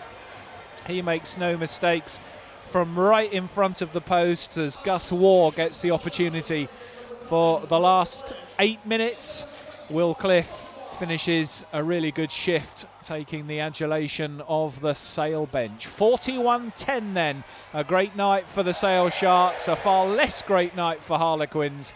And as if to typify it, Paul Laziki knocks on. We will, though, go back for a Harlequin scrum and knock on from Sale earlier in play. And it'll be a Quinn scrum on the Sale 10-metre line. 7 minutes to play. Sale 41, Harlequins 10. Yeah, it's great to see Gus Waugh getting onto the pitch. You know, he's one of these good players coming through the academy, and we actually had the England under-20s EPS squad released today, and we had 5 backs in that. And I think people like Gus getting on the pitch shows where the club is, particularly the academy. We've got some great players who have come from school this year. Hopefully get some good game time with the England under-20s, and we never know with these couple of European games coming up, it might be a chance for them to shine as well. Gus Warr started the very first game of the season. Your debut, of course, Simon, against Northampton in the Premiership Rugby Cup. Got his stripes there, and this is his first opportunity in the Gallagher Premiership this season. Now, Ollie's been keeping an eye on the match stats for us. Ollie, what have you got? Just something on the defensive work, really, Chris.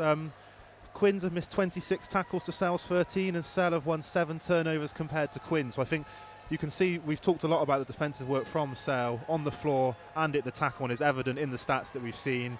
They've had the better of the missed tackles and the better of the turnovers, as you would expect with someone like the Currys in your side.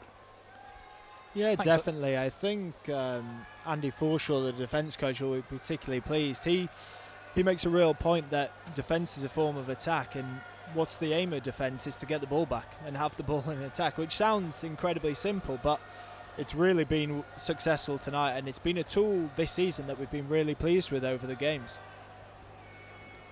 26 missed tackles. Goodness. I think there could be some frank exchanges in the Harlequins dressing room at the end of this one, as once more a poor feed from Martin Landagio leaves his backs in a bit of trouble, and as the knock-on occurs, Sale will have the put-in at the scrum.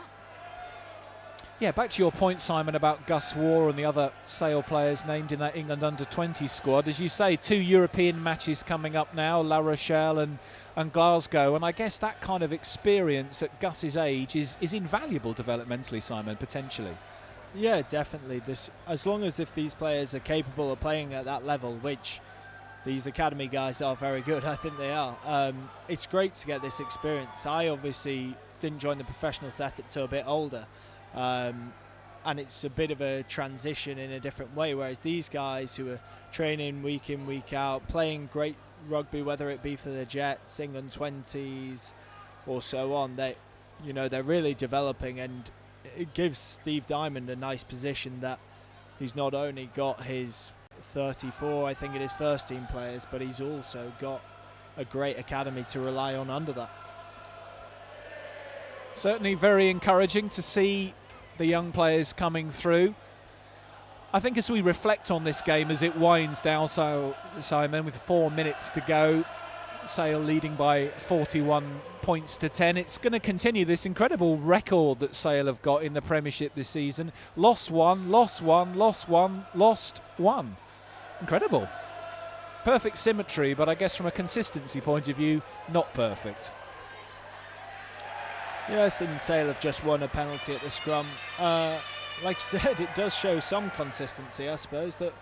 Oh wait, we've gone quick. Break off as Sam Jones just chips that forward, and James's kick gives Sale a line out halfway inside the Harlequins 22. Yes, it shows that bounce back ability, Simon, doesn't it? One of those popular words in modern sport, but I guess the challenge for you as a squad now is to try and put that run of W's together now when the Premiership restarts, but it's going to be tough going to Exeter and Saracens consecutively. Yeah, obviously 2 top teams, although Saracens are down there at the bottom.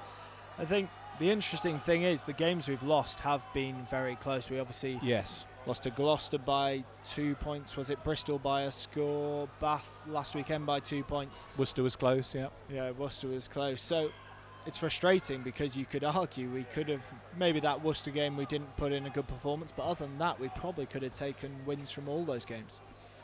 Martin Landagio launches that box kick high, but Sale managed to field it with Gus Warr now releasing Ashton to Jono Ross, popping up on the left wing. Ross cutting back inside, but crossing is the offence that Ian Tempest penalises Sale for, and Quins take a quick tap through Landagio, and now Matt Simons, who's finished his time in the sin bin, takes them forward. Marlon Yard now back for Quins as both sides return to the full 15. Heron now finds Morris.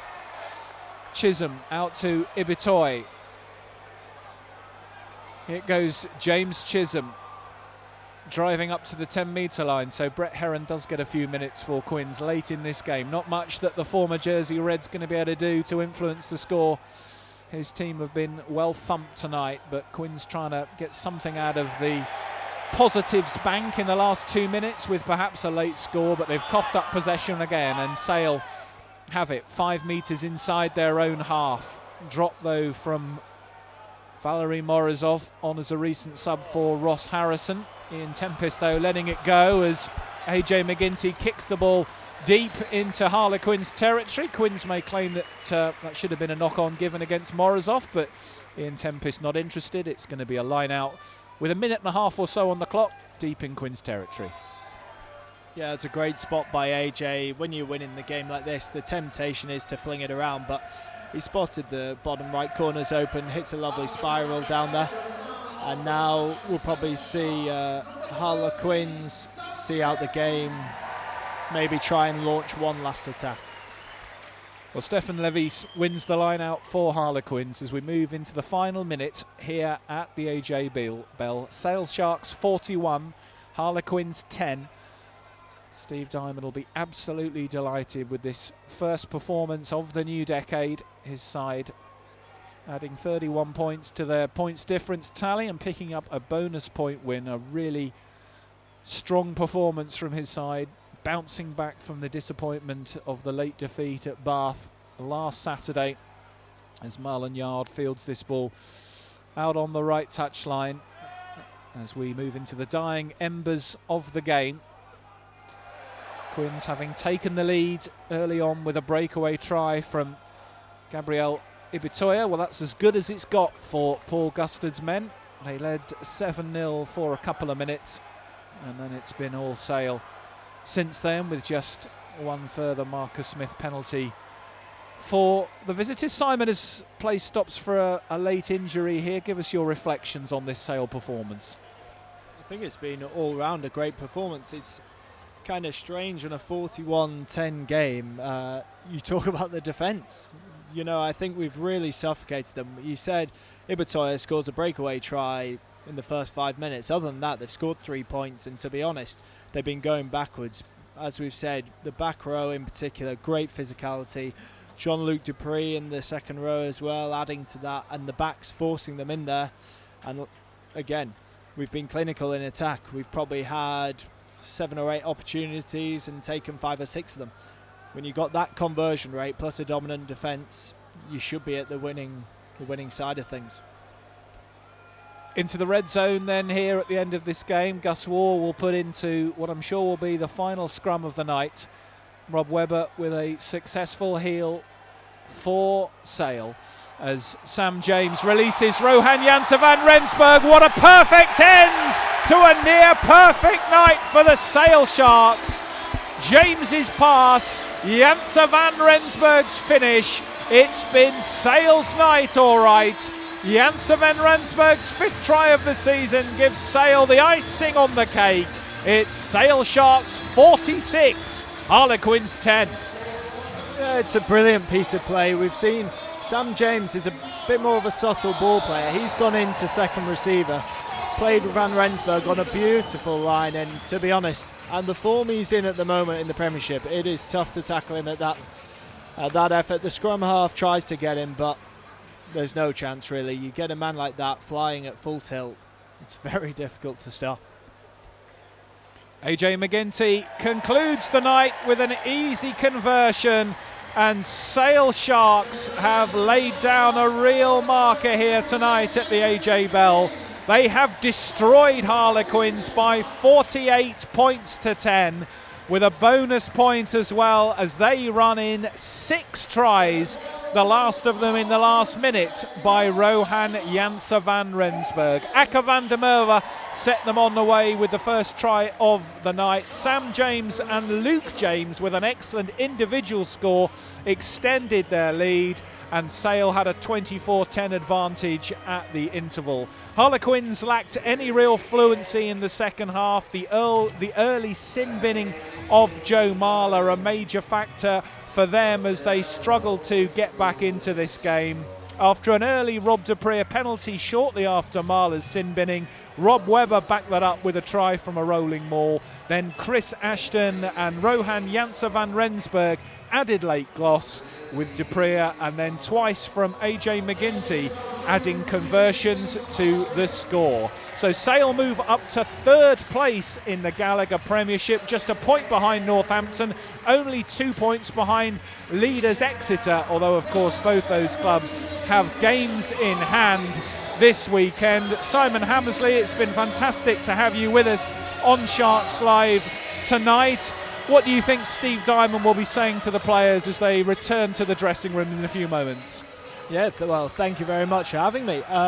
It's obviously been a good one to commentate on. I think he'll be very pleased. It's been the most complete performance we've had this season. Nice to start the year in style, and I think we go into these European games where we've all but been knocked out, but with a great opportunity for other players and also to build on this performance. 2 good weeks in Europe, and then we're into Exeter down there, which it's obviously one of the toughest places to go. But if we can put in any sort of performance like this, especially defensively, like I say, I'm an attacking player, so I don't really like talking about defence, but it has been phenomenal, and I think we can really cause Exeter some problems if we play like this. Simon, thank you again for joining us tonight. All the best with the recovery from the hamstring problem. We look forward hopefully to seeing you in action in Exeter when the Gallagher Premiership returns then. Sale's next match, of course, is next Friday night when they travel to La Rochelle in France and continue their European Cup action. The next Sale Sharks Live will be on Friday the 7th of February when we're on air for the Premiership Rugby Cup semi-final between Sale and our visitors that night, who will be Saracens. My thanks to Ollie Lathrope, my co-commentator tonight.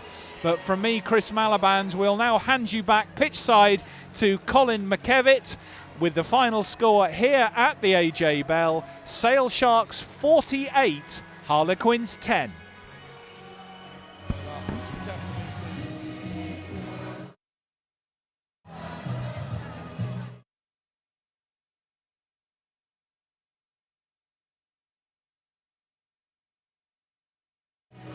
Okay, thanks Ollie, thanks Chris, that's a great job. Thank you very much, gentlemen. Great commentary. And on that commentary, actually, hello to Karen, who tweeted in to say that she enjoys this commentary. We're allowed to be a little bit biased, especially when you're winning 48-10 against Harlequins.